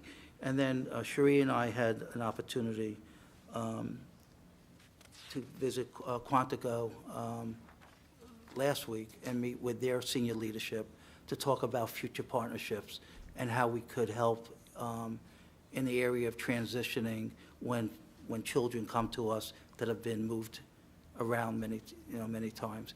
And we also spoke briefly, and we're going to have greater conversation about having high school students maybe doing some internships and mentorships on the base. So anyway, thank you. Okay, thank you. That brings us to action items. 10.01, appointment of school board members to serve on the board's standing committees. We have 3 standing committees, and we're looking for appointing members for the upcoming fiscal year, which would be July 1st, 2019 through June 30th, 2020. First is finance and budget. I would like to stay on the finance and budget. And I would be happy to stay on as well. Mr. Cater? I'm good to stay on it as well. All right. Is there an issue with, are you gonna? Well. Can we do it on slate? We do have to address the years that, we do have a, what would that be called, a restriction on serving more than 24 consecutive months or 2 consecutive terms. And Ms. Young, you would be fine through December 31st, but you would need a waiver, I suppose, for January through June for the amount of time serving consecutively. Can we address it then, or what? I would like to address it now. Oh, okay. Well, we would have to amend the bylaws or suspend the bylaws. No, the bylaws say that you can. We can waive. Vote of the board. We can waive it. So do we want to have a motion for appointments to this committee? I'll just express some interest in serving in that, but I am not going to go through what we went through last time, so I will not. But I would suggest that at some point we do have alternates to these committees, because there are times when people can't, and not, they're just things that do come up. So I'm not saying that I have to, but I'm just saying in general, I do think alternates, especially on having sat in the work session we just sat through with a list of things that have to be done, especially through FAB. There's going to be a lot of meetings, and we do have lives. I know we all dedicate a lot of our lives here, but there are times that there are conflicts. So it's just something to consider. I think the elimination of alternates may not have been a good thing for us to have done. And the only reason why I feel that I should stay on the committee, at least all the way through, because we have 2 members. We have 1 or 2 members. You're one member that is your time is up. You have to be Jamie, Mr. Cater. You will have to be reappointed, like, if you win your election. So then at least there will be somebody. Well, she wouldn't need to be reappointed. The appointment is for a year. If one of us were not to come back, that were on a Well, if- committee, yeah, I mean, then because the of board would that- just appoint somebody else. Right, but I'm saying I will be the only one, just in case. So it will be one person that been on the committee Well, for a while. Dr. Chase is guys. planning on being here January Oh, 1st. okay. So, Ms. Hazard, Dr. Chase, Ms. Egan, you're good, you got a Renewal. quorum. No, we had McCosker. He was there before. No, he But- won't be back. No. He's already told us. I He's understand that, absent. but he was the only one that I would remained. Right, and I'd like to agree with Ms. Hazard that it's probably a good idea to have an alternate as well. But I will say, the three of us on the current committee, I can't think of any time that all of us haven't managed to be there, but it's absolutely possible that there could be a time that we wouldn't, so. Well, I don't see a restriction on having an alternate, so I certainly think that's a good suggestion, and we should perhaps, when we have a motion, include that, in the motion. Okay. Is there any more discussion, or are we ready for a motion? I'd like to move that we appoint myself, Ms. Decatur, and Ms. Young to the Finance and Budget Committee for the next fiscal year, and that we, if she's willing to serve, appoint Ms. Hazard as an alternate. Okay, and do you want to make part of that motion that we waive the? That, term in order limits for to, Ms. in order Young? to do it for the entire fiscal year, that we would waive for this fiscal year, Ms. Young to continue for the 12 Do we months. just want one alternate, or do we need one more? Just one? I think one's fine. Okay. All right, do we have a second? Second? All right, any further discussion? Yeah, I think I want to make sure I say it, because I always say the things that people probably don't appreciate. I want to remember this, and remember that we're all willing to work together and make exceptions for everybody, not just for somebody. And, that's great, because we're a team, and I like being a team, but I do recall when this was not acceptable for some. So I will support it, but I want us to remember this moving forward, that we should all work together. Thank you. Okay, any other discussion? Hearing none. All in favor of the motion, please say aye. Aye. All opposed? Motion passes unanimously. Now we have another appointment. Let me move back. I would like to stay on governance. what the heck, we don't meet, so. It's a new day, team. Says you. That's fine, I'm fine with staying as well. Ms. Hazard, are you willing to continue serving on the governance committee? All right, do I hear a motion? Do you need an alternate on that one? I don't think so. All right, so I will move that Ms. Decatur, Ms. Egan, and Ms. Hazard continue on the governance committee, and that Ms. Young act as alternate. Second? All right, we have a motion and a second. Any discussion? All in favor, please say aye. Aye. All opposed, motion carries unanimously. All right, we're on a roll here. Legislative, do we have anyone that doesn't want to stay? I would like to step down if there's somebody willing to take my place. If not, I could wait until January, and maybe there will be somebody new who would be willing to take my place, but whatever works. All right, do we have anyone that wants to be on? Or Ms. Egan and Ms. Hazard, do you want to continue on that? sure. Ms. Hazard, do you want to continue? All Excuse me. right, do we have any volunteers? I guess it's only you and me, Mr. Gator. And I would volunteer, but that would put all three of us on both of the governance and legislative, and I'm sure some people. Well, I think we ought to appoint Mr. McOsker in his absence.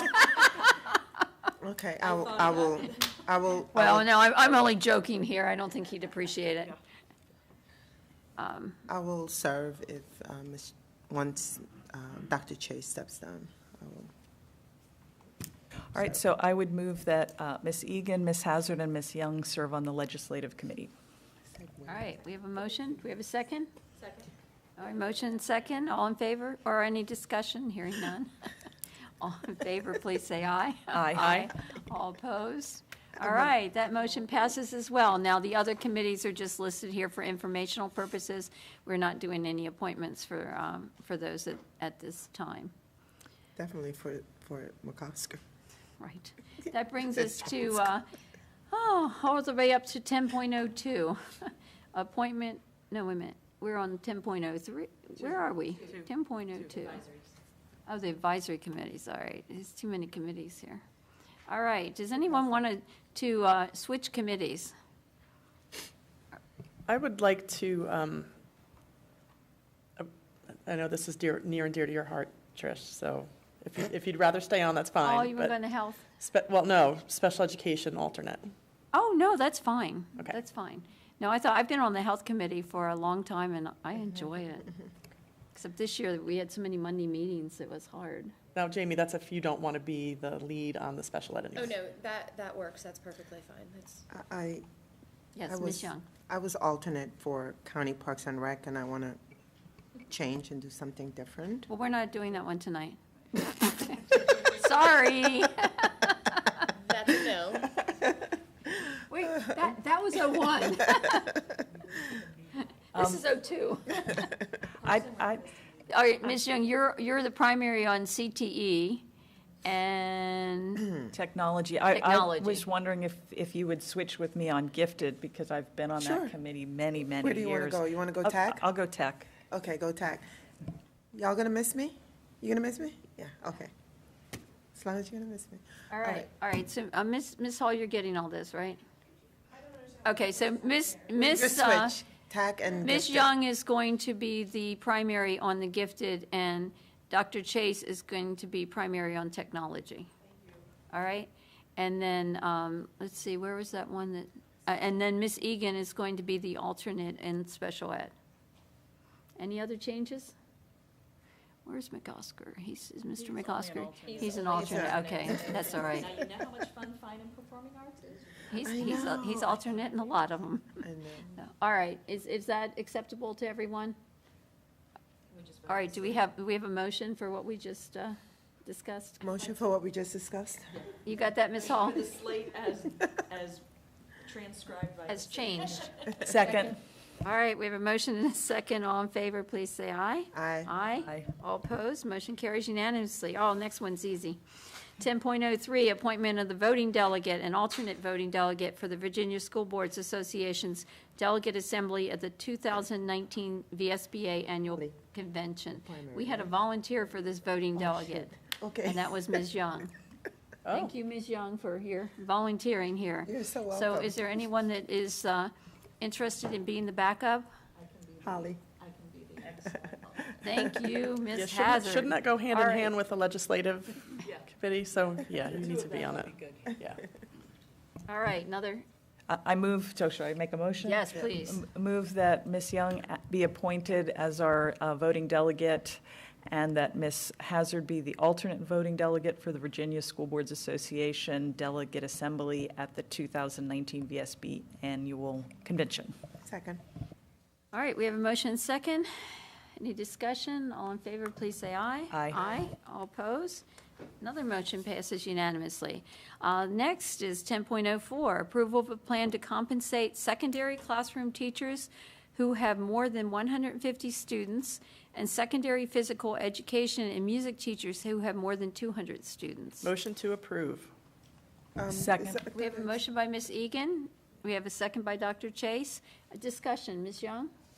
It is not about this, but I just wanted to know if we had, did we have some work to do with the CTE to see if we could do a stipend? I think I mentioned that before. And is it in the works that we do something for CTE? I thought we were going to look at stipends once we get into the year and see if any funding's available. It wasn't just CTE, there were some other There was areas a as couple well. of others, but CTE comes to mind because that's my committee, but. Yeah, that's something we would look at during the budget cycle. So we started that process last year. There ended up having to reduce the funding for that, but we can look at it again for FY21. I just want to make sure that it's at the top, right? And Dr. Chase is going to make sure Well, and while we're looking at stipends, can you also put on the list to look at the JROTC instructors, because they spend countless hours, outside the classroom, with their students, with, either competitions or trainings and other kinds of things. I know we've talked about other areas that we're looking at, and there's certainly a lot of well-deserved ones, but I think CGS. that's another one we need to start looking at. CGS, so we need to look at those stuff. We added robotics this year. I think that was Okay. the only one we Correct. we added, but hopefully next year we'll be able to add more on there. Thank you. All right. So we have a motion, second. Further discussion, Ms. Hazard? Just only one comment. The final line here, on here, and Chris, you don't have to get up, but it just said that we are currently identifying the compensation plan and potential funding sources for FY20. I think my comment would just be, I think we have now recognized this. We need this to be part, going forward, of a base yes. budget of some type. And I wouldn't be the good advisory committee member if I didn't note that the comments of the fine arts teachers of the over 200 of sometime either looking into staff support or something like that. So just had to give the plug. But Well, ideally, our teachers would not have this extenuated workload, but to the extent that they do, it's only fair that we compensate them. So thank you for coming up with this plan, Dr. Kisner. All right, so we have a motion by Ms. Egan and a second by Dr. Chase. All in favor, please say aye. Aye. All opposed, motion carries unanimously. 10.05, award of a delivery order to Sunny Merriman, Inc. in the amount of $559,955 from FY19 annual operating funds for the procurement of 5 special needs buses. Do we have a motion? Motion to approve. Motion by Ms. Young. Do we Second. have a second by Dr. Chase? Any discussion? Ms. Egan? Do these buses have air conditioning? Yes, I asked that. I asked your question. Every bus we buy now will have air conditioning. Jamie asked, everybody. Okay, any other questions? All in favor, please say aye. Aye. Aye. All opposed, motion carries unanimously. 10.06, approval of year-end infrastructure projects listing priority. Motion I'm to. sorry, wait a minute. Is that, Yeah, you're right. are we on the right Yep. ones? Okay. Motion to approve. All right, we have a motion to Second. approve by Dr. Chase and second by Ms. Young. Any discussion? I'm going to ask my question I asked last time. Chris, you knew it was coming. What do we anticipate for year-end savings? So we know how much we're buying. Right. How far down on the list do we go? Green. Yeah, we fully expect to be able to fund everything in the green, and so we'll start executing those tomorrow. And I'll give the same disclaimer I always do, that it does take us right up to the end of the year before we have an official number. Revenues look great compared to original budget, so I'm not concerned much on the revenue side. The expenditure side is where we obviously track closely with payroll, and we were able to get some pretty good numbers, and we're ironing those out, but it's still in that 1 to 1.5%. So just on the payroll side, we'll have roughly about $3 million, what we're projecting right now. Now, we can't spend all of that $3 million, and there'll be a little bit on the operating side too, but we're also working on moving some of the non-payroll operating money around to cover other areas like fuel. We're running a little short in this year, so we're having to cover that. But the payroll side, not to be repetitive, but we don't want to run that balance all the way down to zero. So there'll be a carryover. There's always going to be a carryover. We just got to try to balance that. I have a quick question. On Yes, ma'am. the ones that don't have the original rank, are these brand new or? Yes, ma'am. Okay. They were items that came up as items of need during the year for replacement. Okay. If I could ask a follow-on question. I know we have our colors.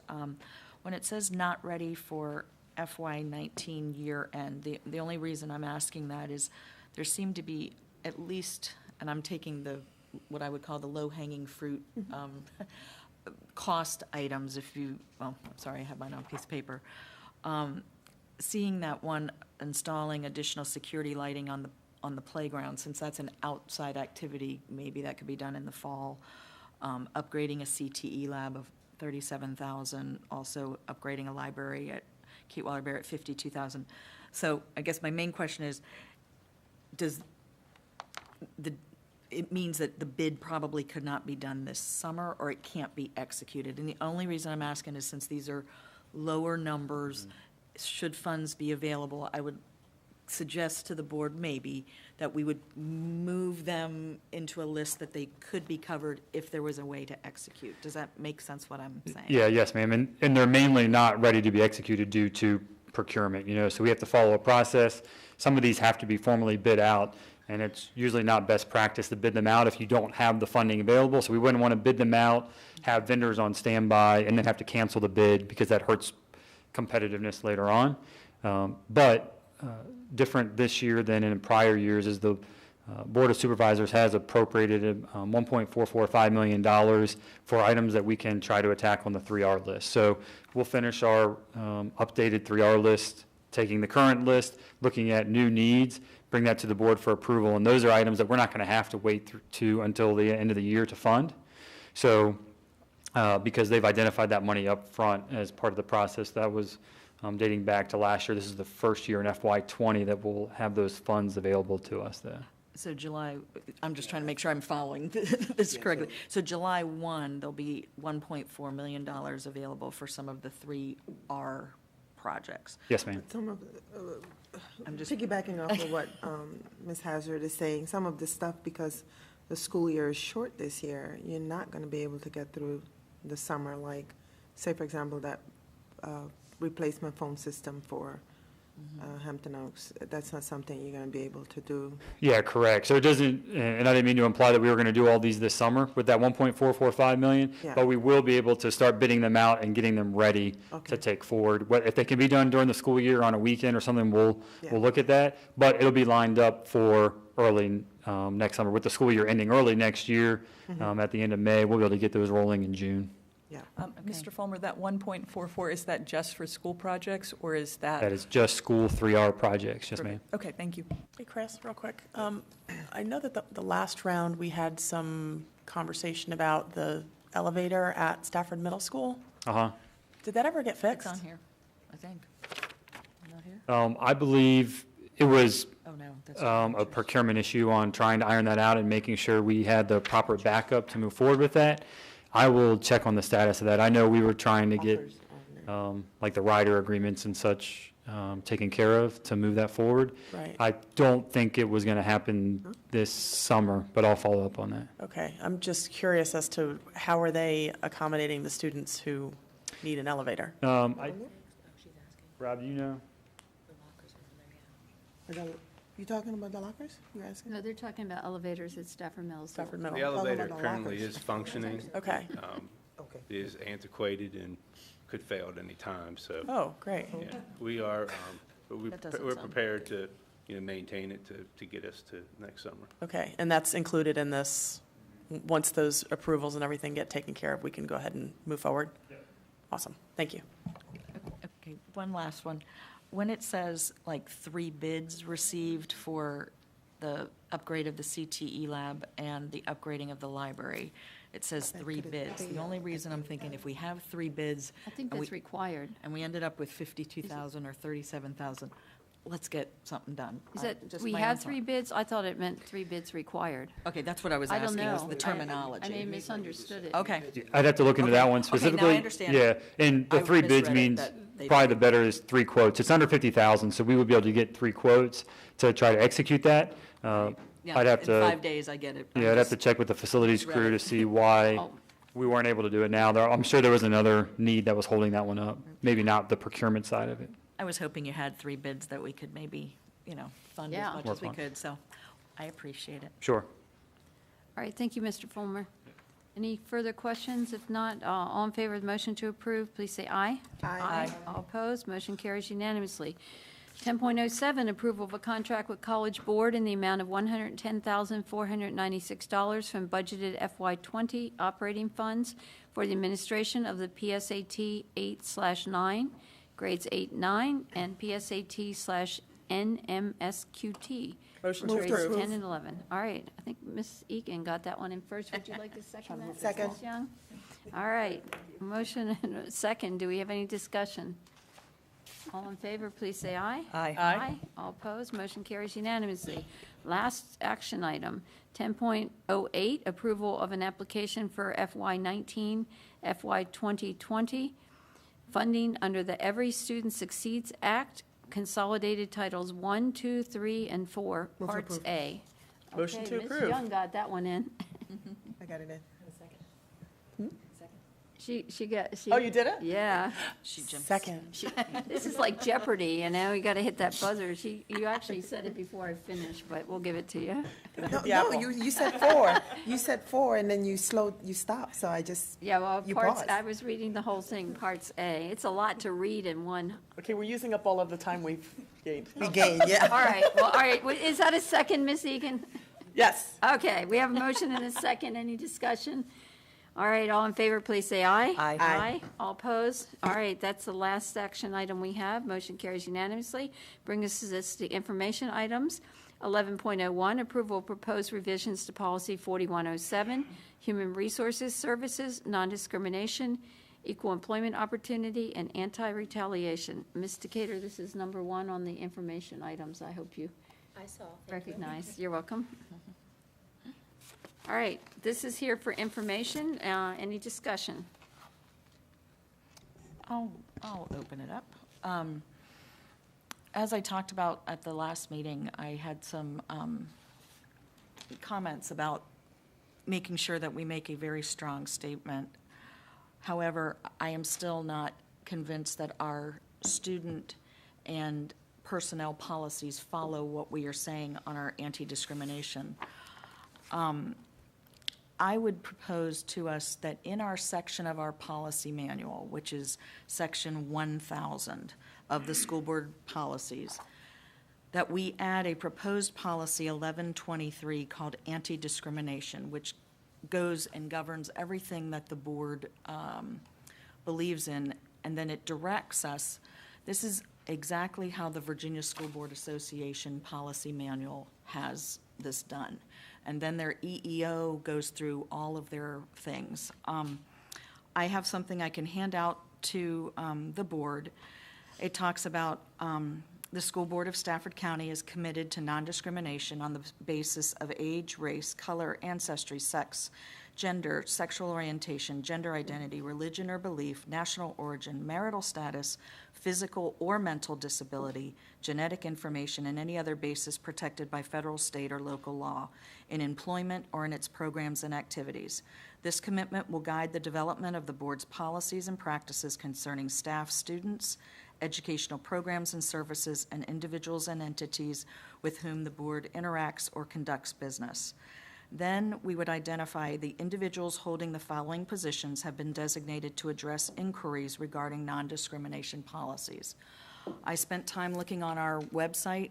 You can find waste, fraud, and abuse, how to handle those. You cannot find who a complaint for discrimination would go to. I think the strongest thing, one of the strongest things that we can say is, this is our policy, but if you run into problems, here are the names, contact information.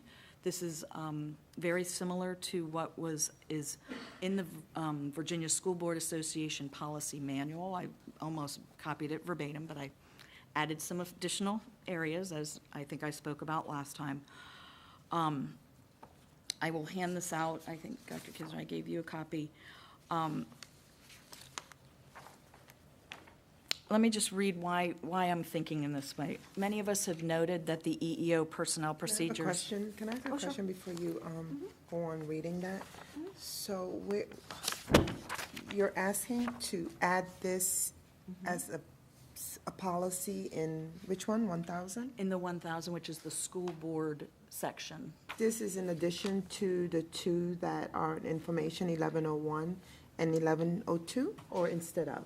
I would say, as a first step, as spoken by several people, this would be the pronouncement of the board of what we believe, and then our policies need to follow on with that policy with a little more discussion. So let me understand correctly. You're saying instead of, you begin with this one and then continue to evolve off of this one? Correct. This is our broad statement, and Okay. let me just talk through sort of what the, I Yeah, think the sure. process Now, I should just be. have one more question, though. Okay. So what in here is different that is needed in 1101 or 1102? Because if I remember correctly, you've asked to separate staff from student, and what you just mentioned in here is staff/student. So I'm confused. Okay, this is a policy statement of the board that covers everybody. Then, sort of like right now when we have policies and we have regulations, I feel like then this is the standing statement of the school board about discrimination. As you may see at the bottom of what I have sent to you, I think this needs to be on our code of conduct. I think it needs to be on our website. I think it needs to be in documents that are given to our parents on back to school night. People do not know, based on the comments we have received, where to go when they feel bullied. That has come out, or at least I have heard that many, many times. So let me just say, many of the speakers who've come before us have indicated issues with staff or bullying. This statement and policy of the board in our school board section affirms our commitment to non-discrimination and points those that are impacted to the places that can assist them. Oh, yeah, you can pass them out. You had something else to share, like to share with us, that what you're reading?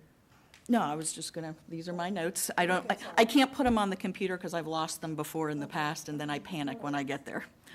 But right now, finding that assistance is difficult on our website or even in our policies. I could find, like I said, about the waste, fraud, and abuse, I could find that on our site. Anti-discrimination isn't even mentioned on our site at all. I believe we should remedy that as soon as possible to tell people, what I'm sending to you, it is broken down because I think special ed may have somebody different. I am embarrassed to tell you, I am not sure who I would tell people to go to immediately. I would probably give them Dr. Kisner's name, but that's probably not, he is probably not the person who should be the first one to receive a complaint, because that's what I'm told to do. So, but I think that our community deserves to know where they should go. I believe that our adoption of this anti-discrimination policy and the clear indication of where people who have experienced discrimination can find redress, we need to remedy before the school year starts. A rewrite, though, of the student and personnel policies without a review of the whole of our policies and our manual can result in internal inconsistency and confusion. Policies 2402, 05, 4102, 4110, the Student Code of Conduct must be reviewed and aligned, I believe, at a minimum. I have great concern with the phrase behavior that is not unlawful may nevertheless be unacceptable for the learning environment. Not that I disagree with it, but without an employee or school board, as we talked about at the governance meeting, code of conduct, as discussed, we may result in inconsistent or interpretation ambiguity going forward. I also believe the board must maintain its authority to implement and review the steps it wishes to take to implement this anti-discrimination policy across our division. I would say that any proposed formal policies related to restrooms, locker rooms, overnight field trips, sports teams must be brought back to the board for review. But I would say one of the things, and why I was questioning Mr. Fulmer probably so hard on the year-end funding, was I would really consider an action item for tonight with year-end funding that may still be available. I believe that we made a promise to this community last October that we would implement training to our staff. We have not engaged in that, and I would like to say tonight, if there is additional year-end funding, can we authorize, if it is available, the superintendent allow him to use that money to set up that training so that we are not a year out when we hit October that we will not have engaged in training. So as much as I'd like the CTE lab and those other little things, they can't be executed, and I think this is more important, I would ask the board to consider that. Okay, thank you, Ms. Hazard. Do we want to just go down the line for comments, or do you want to go, Ms. Egan? Yeah, or if you want to go down the line, that's fine. Mr. Cater? I don't have any additional questions, comments, or concerns on the policy. Thank you, though. Thank you. Ms. Young? We're from the north. I followed you. I'm sorry, I made you laugh. Water. That's north. No, that's just a joke. Pass. Okay, Dr. Chase? I think I'm good, thank you. Ms. Egan? So I'm going to incorporate for both this one and the next one. And actually, this goes to any of the policies that we're looking at. I know that Mr. Nelson is not here with us anymore. I assume he's... Yeah, Lisa. Okay. So who's doing legal reviews of all of the stuff that we're looking at as far as policy goes? The speaker came before and said that, you know, we can't exceed the authority that the state gives us. That's a really good point.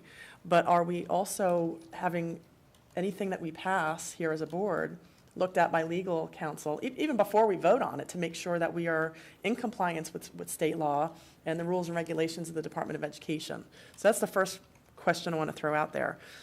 Second of all, when we started having this conversation a year ago, one of the things that I was kind of adamant about was getting a legal review of what we were looking at doing, because I want to be able to look my constituents in the face and say, yes, I did my research. I knew what we had before us, and I knew what pitfalls there could be, what benefits that there could be.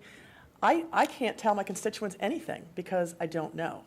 So before we have to vote on this, I would appreciate it if we could have someone, an independent legal counsel, no offense, look at this and tell me and the rest of you, what do we have ahead of us if any of this stuff passes, or if it doesn't pass, or tell us what we need to know to make an informed decision. So that's what I'm asking you guys to support.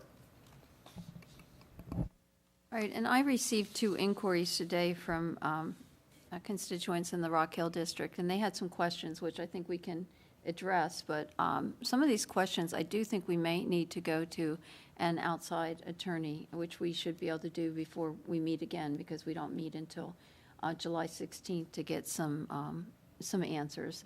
And a question that has come to me is this is not what came today, but it has been raised. What is the impact on Stafford County Public Schools if these policies are passed as they're written? What position does it put us in after they're passed that we were not in before they were passed? Clearly, I don't think that the bullying, the discrimination, we've always said no bullying. I mean, we've had a anti-bullying policy for a long, long time, so I don't think there's any question about that. But the issue that has been raised is, in terms of are we making classes protected under, that we have classes that are protected under state, federal laws, but are we adding to that at this point? And what is the impact on the schools? I think it's a valid question, and I would like to get, a legal opinion as to the impact. What would be the difference, before it's passed and after it's passed in terms of the schools' responsibilities and liabilities and potential exposure. But the questions that I got today were specifically at the language in the policies. And they were questions. They're not criticisms or any. But one had to do with the statement, no student shall be denied equal access to programs, activities, or services or benefits, or be limited in the exercise of any right, privilege, or advantage. And the question had to do with privilege or advantage. And what are some examples of privileges and advantages that a student might have based on these protected classes that are listed? So that's something, I think it's a good question, and I would like to have the answer to that. And then the other question, I think, is more internal to the board, because it had to do with the direction that such plan, this is the plan that the superintendent's going to develop, shall be shared with the board for input and review. And the note was made that, it's very unusual for us to direct a plan and then have it come back to us for input and review. So what is the question was, is something implied? My response would be, you can't imply anything. If we want to say something, we need to state it clearly. So if we want the plan to come back to the board, we need to state specifically, what the board's role will be in that. I mean, input and review is not for approval. It's not for you making a decision. So that's something that I think we should consider clarifying before we go forward with the policies. Because once they're passed, once a policy is passed, you don't want to have to amend it for a long time. And we say we look at our policies every 5 years, but if there's something that can be clarified to you make things more clear, do it before rather than later.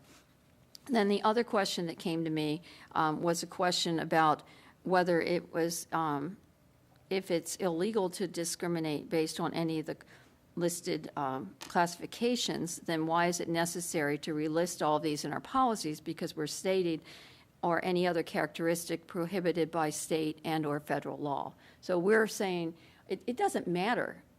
Well, this is my personal opinion, is it doesn't matter if we say we don't discriminate based on the law, because we have to obey the law. I mean, it's not a choice. It's not an option. But the question was, is this redundant?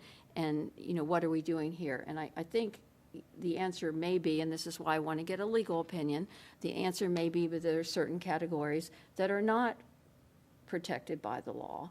And we may, be adding protections that are not current under the law. Now, the issue was raised by a speaker tonight that we don't have any authority to do that under the Dillon rule, but I know, other districts have done it, so I'm thinking that they must have had some guidance and direction, but since the question has been raised to us, I would like to get that answer, from our attorney. And we go to our attorney when we have questions that come up. If there's any objection from the board, we can discuss that now, but if there's not an objection, I would like to have that, and we've got three weeks. That should be enough time. I'd like to get the answers back if we can, at least a week before we meet, so we can, go through them and see if there's any follow-up questions. But these are just some questions that are being raised to me. I think there's a lot of questions out there. I think the more clear we can be as to what we're aiming for here and what the results will be, what our expectations are, not just our expectations, but our requirements. And we need to state it clearly so that there is not going to be an ambiguity and there's not going to be any bumps in the road once we go forward. Can I make? Yes. Okay. First of all, I do want to say to Ms. Hazard, whatever the board chooses, I do think you need to publicly have in different locations so the public knows who to go to if you feel like the policy's been violated. So I just want you to know, I appreciate you making that comment, and that would be considered a best practice. Second, I'm not going to play lawyer because I'm not a lawyer, but I think the lawyers would tell you the Dillon rule has nothing to do with this whole conversation. And the third thing is I already have addressed this with your school attorney and completely has indicated that you have every right to go above what the law. But I will get this all to you in writing. So I just want you to know nothing that we have presented to you have not gone through a scrutiny of legal opinion. Okay. And I'm not suggesting we don't have a right to do it, but I just want to be clear on exactly what we're doing. What is the impact? And I think the best way I can look at it is what's going to be different before this policy is passed, and if this policy were to be passed, what is the difference? What impact does it have on the students, on the staff, and on the school system? as well. teachers. And I mean, I appreciate you talking with the attorney, and I have no doubt that there's authority, because it couldn't have been done in other places without it having been challenged. Or at least it would be highly unlikely. But I feel that that's something that is very, very important to the community on both sides of the issue. And I'd like to have that. So is that any objection from the board in getting that? No. Okay, thank you. And fortunately, we have 3 weeks before we meet again. All right, thank you. Any other discussion? I just will leave on the table the thought about year-end funding being able to be used for training. I know that it would be an additional, we are though at the end of the month, the end of the fiscal year, that to me, that would be a direction of saying that we would like to make those funds committed. I know that's an unartful way to say it, just something to think about. Okay, I'll leave it at that. Dr. Kisner, I know you've committed to get some of this training done prior to the start of school. I appreciate that. Do you have any concerns or requests? Do you feel that this would be helpful for you to get the job done prior to school starting? I appreciate that. So, right now, I will tell you, funding is not an issue for what we're trying to do. To give you an example, for the new teacher professional development, we have members of our equity committee that are doing 3 rotating workshops. We have a system where we're working with we're largest school system, we've got over 4,000 employees, so you got to do this in tiers, okay? So we have a system where we are training, so I'm just going to say this comment, and then maybe this could be part of my evaluation. I'm a little confused when we use the word training, because I'm not really sure what we're training. I think what we're saying is, what are the practices that we're going to follow? Because I'm not really sure, and I'm just being respectful, when I hear the word training, it's not like we're training people in a new reading program or technology software. We've already had conversations, this incident that happened back in the fall. We haven't had any incidents like that, even though we do training on crisis intervention and prevention, bullying prevention, we still have those things that occur. So it's an ongoing discussion that we have at the building levels, but something that's formalized will take place. What are the days, Jan, for the new teacher? August 1st. Okay, so we do have a series of training, and the first group is going to be our new staff, and then the ongoing training is going to be the training that we do with the administrative group on the 31st and the 1st will then have to go out to the buildings. But that's on things that are related to things that we talked about, basically the social emotional part of that continuous improvement process. Again, I think our school division, like all school divisions, constantly have to remind ourselves of the best practices to identify children that are being threatened, and then also children who are threatening others, and how we help them make better decisions. So I appreciate the offer.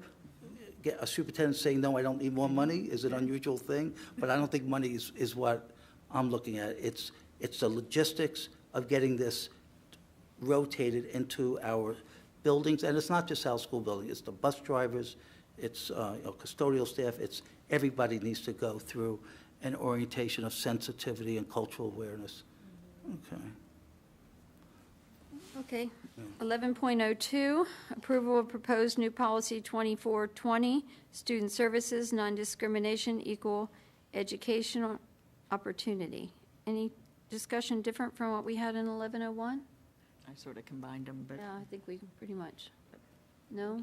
No further discussion? All right. Of course, that legal opinion that I wrote would apply. For both of them. That I requested. I'm not writing one on this one. All right. No discussion. 1103, selection of one of the recommended names for the early childhood combined programs at the Gary Melchers Complex. Now, I know we're we're going to make a conscious effort to try not to move things to action, but we have been requested to move this to action because of the beginning of the school year, and there was a committee put together, and they recommended a name for the Gary Melchers early childhood combined programs and have asked us to go to action. So, Ms. Hazard, you're on that committee. Do you have any thoughts? All I would say is, again, it's not something to try and hurry the board into a decision. This is something that has been talked about for a long time, and we would love to get all of our materials out. We're going to be talking about North Star. We want to make sure that certainly our early childhood experience is great on every level, and it would be sort of neat to have our kind of catchy names. No, we have a name for She North said we Star. have a North Star. Oh, okay. Right, but we have North Star that we are talking about, but we also have kids in both facilities. And I think it sort of is, in my opinion, a turning point for our division on our commitment to early childhood education, and it would be So is neat that for a both of motion, them. Ms. That is a Hazard, motion to somewhere in move this to action. Second. All right, motion by Ms. Hazard, second by Dr. Chase. All in favor? Aye. All opposed? Motion carries unanimously. All right. Now, Ms. Hazard, you are on the committee. Do you have another motion? Motion to recommend, to approve the name Rising Star Early Childhood Education Center at Melchers as the new name for this facility. Second. All right, motion second. Any discussion? Yes, I think the names are so closely, they're too similar, and I think people are going to get confused. So I would support Melchers Early Childhood Education Program. It embraces the historical value of the building. It differentiates between North Star and that particular facility, and that's where I'm coming from. I think they need to be separate. They're just too close. People get confused too easily, and that's gonna confuse everybody. That's just my position. And I'm just going to go with the committee's recommendation that they had one as their primary recommendation and the other as the alternate. So that's where I'm coming from. So that wasn't a replacement motion, you were just commenting. Yes. Or was it a replacement? Or do you? Okay. I'm from the north. I'm from the north, so I have no opposition to how you want to. Melchers, I'm all good for Melchers. I'm good for Rising Star. Yay. Ms. Hazard, can you tell us what, I mean, did they felt strongly about that, or? I may ask Ms. There's a lot of Massey to people come. were on that committee. Yeah. Hi, Miss Massey.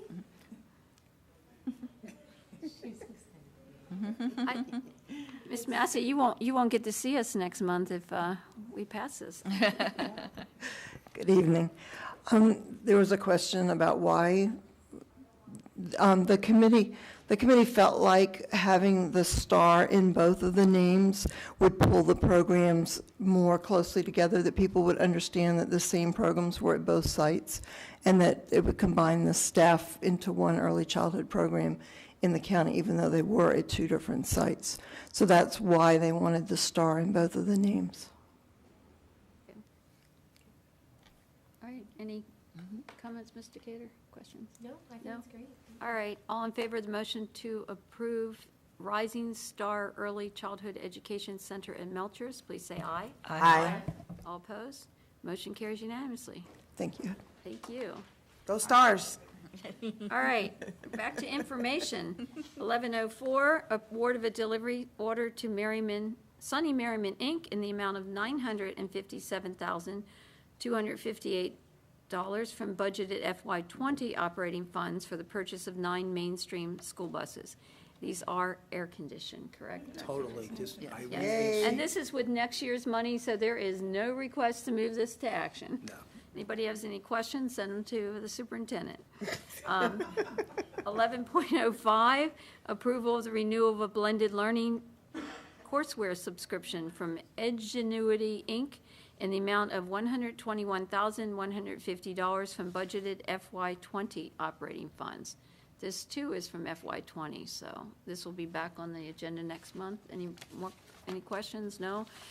Okay, we'll go right down this long list. 1106, approval of the single-year subscription in the amount of $116,600 using budgeted FY20 operating funds for Northwest Evaluation Association Measures of Academic progress mathematics growth assessment for all students in grades 3 to 8. Any questions? Does this help us find new math teachers? No, it's for the, this is for the students. 11 point. It's a joke. let's see. Oh, it's a joke. Well, It's a you know what? serious I don't joke. joke after 9 o'clock. 11.07, approval of the purchase of a single-year subscription for Dreambox Learning for all elementary and middle schools at a cost of $175,000 from budgeted FY20 operating funds. See no questions. 11.08, authorize the board chairperson to sign the annual Virginia High School League membership and insurance applications for the 2019-2020 school year. Questions? Keep going. I'm checking them off. 1109, approval of proposed revisions to Regulation 4803, authorize leaves for VRS hybrid plan employees to increase the sick leave accrual cap. And this is what Dr. Chase mentioned, the FAB has made a recommendation for that, and that'll be coming back to us for action at the next meeting. 11.10, approval of a construction contract with Train Energy Services to enter into the second phase of the two-phase energy performance contract to perform energy conservation and/or operational efficiency measures for the Stafford County Public Schools. Any questions about that one? No. I don't have a question, but. 11.11? Yeah, I don't have a question, just a comment. Remember when I would like to see some dashboards in the elementary schools with some flicker lights, right? I don't know what you're talking about, future, but. he does. Send it to the superintendent. Send me your dashboard. All right, He does. 11.11, approval of the purchase of Chromebooks for elementary, middle, and high school classrooms and libraries using budgeted FY20 VPSA technology grant funds in an amount not to exceed $1.1 million, and Chromebooks for teachers and staff, including charging and storage carts using budgeted FY20 operating funds in an amount not to exceed $450,000. I just have Yes. a comment. Ms. Hazard. I want to make sure that I, as a board member, understand the technology strategic plan a little bit better. At some point, I would, and I'm not trying to add to ours, but I couldn't explain it to a constituent who sort of asked, so it may be my inability to have read it, but I don't really understand it as well. Maybe I just need to come in. But I do think that's something that we as a board need to at least put some time into understanding. So it's just a sort of a request out there, maybe because technology is not my thing. I hate when I get those questions, but I need the 2-minute elevator speech of really what our long-term plan of technology is. I have a techie in my district. We have a request for an information memo. No, Yeah. a sit down. We- Maybe a sit yeah, down with- so- Well, but I think it's something that certainly, I mean, of course, Ms. Hazard and I share that love of paper. Yeah, so just real quickly, we actually talked about this yesterday. I would that like what- to see it as well. No, you weren't. When the students come back in August, we'll get you an information Okay. thing. But then we would love you, we're gonna invite you to visit, to see it in Okay. action. All right, well, then we'll put that memo on hold. Actually, 11.12. I was actually going to make a comment that they invited us for the TAC committee, right? So to be able We have to, one more. oh, I'm sorry. Thank you. I'm enjoying 11.12, myself here. approval, okay, you can chat after the meeting's over. 11.12, approval of the purchase, installation, configuration, and annual maintenance for Hunit software for use as part of the SCPS data warehouse using budgeted FY20 operating funds in amount not to exceed $175,000 in year one and $80,000 in year two of, Go ahead, in sorry. each of two subsequent option years, subject to appropriation. All right, this is another information item. Do you have any comments, Ms. Howard? No, hearing none, we'll just announce the upcoming meeting. The next meeting of the school board is July 16th at 7 p.m. We're going to have a work session at 6 before that. We discussed that earlier. I don't need to read these other meetings, do I? They're all posted. We have several committee meetings before that. Just check the I was stopping those two from interrupting. We're done. Good night, everyone.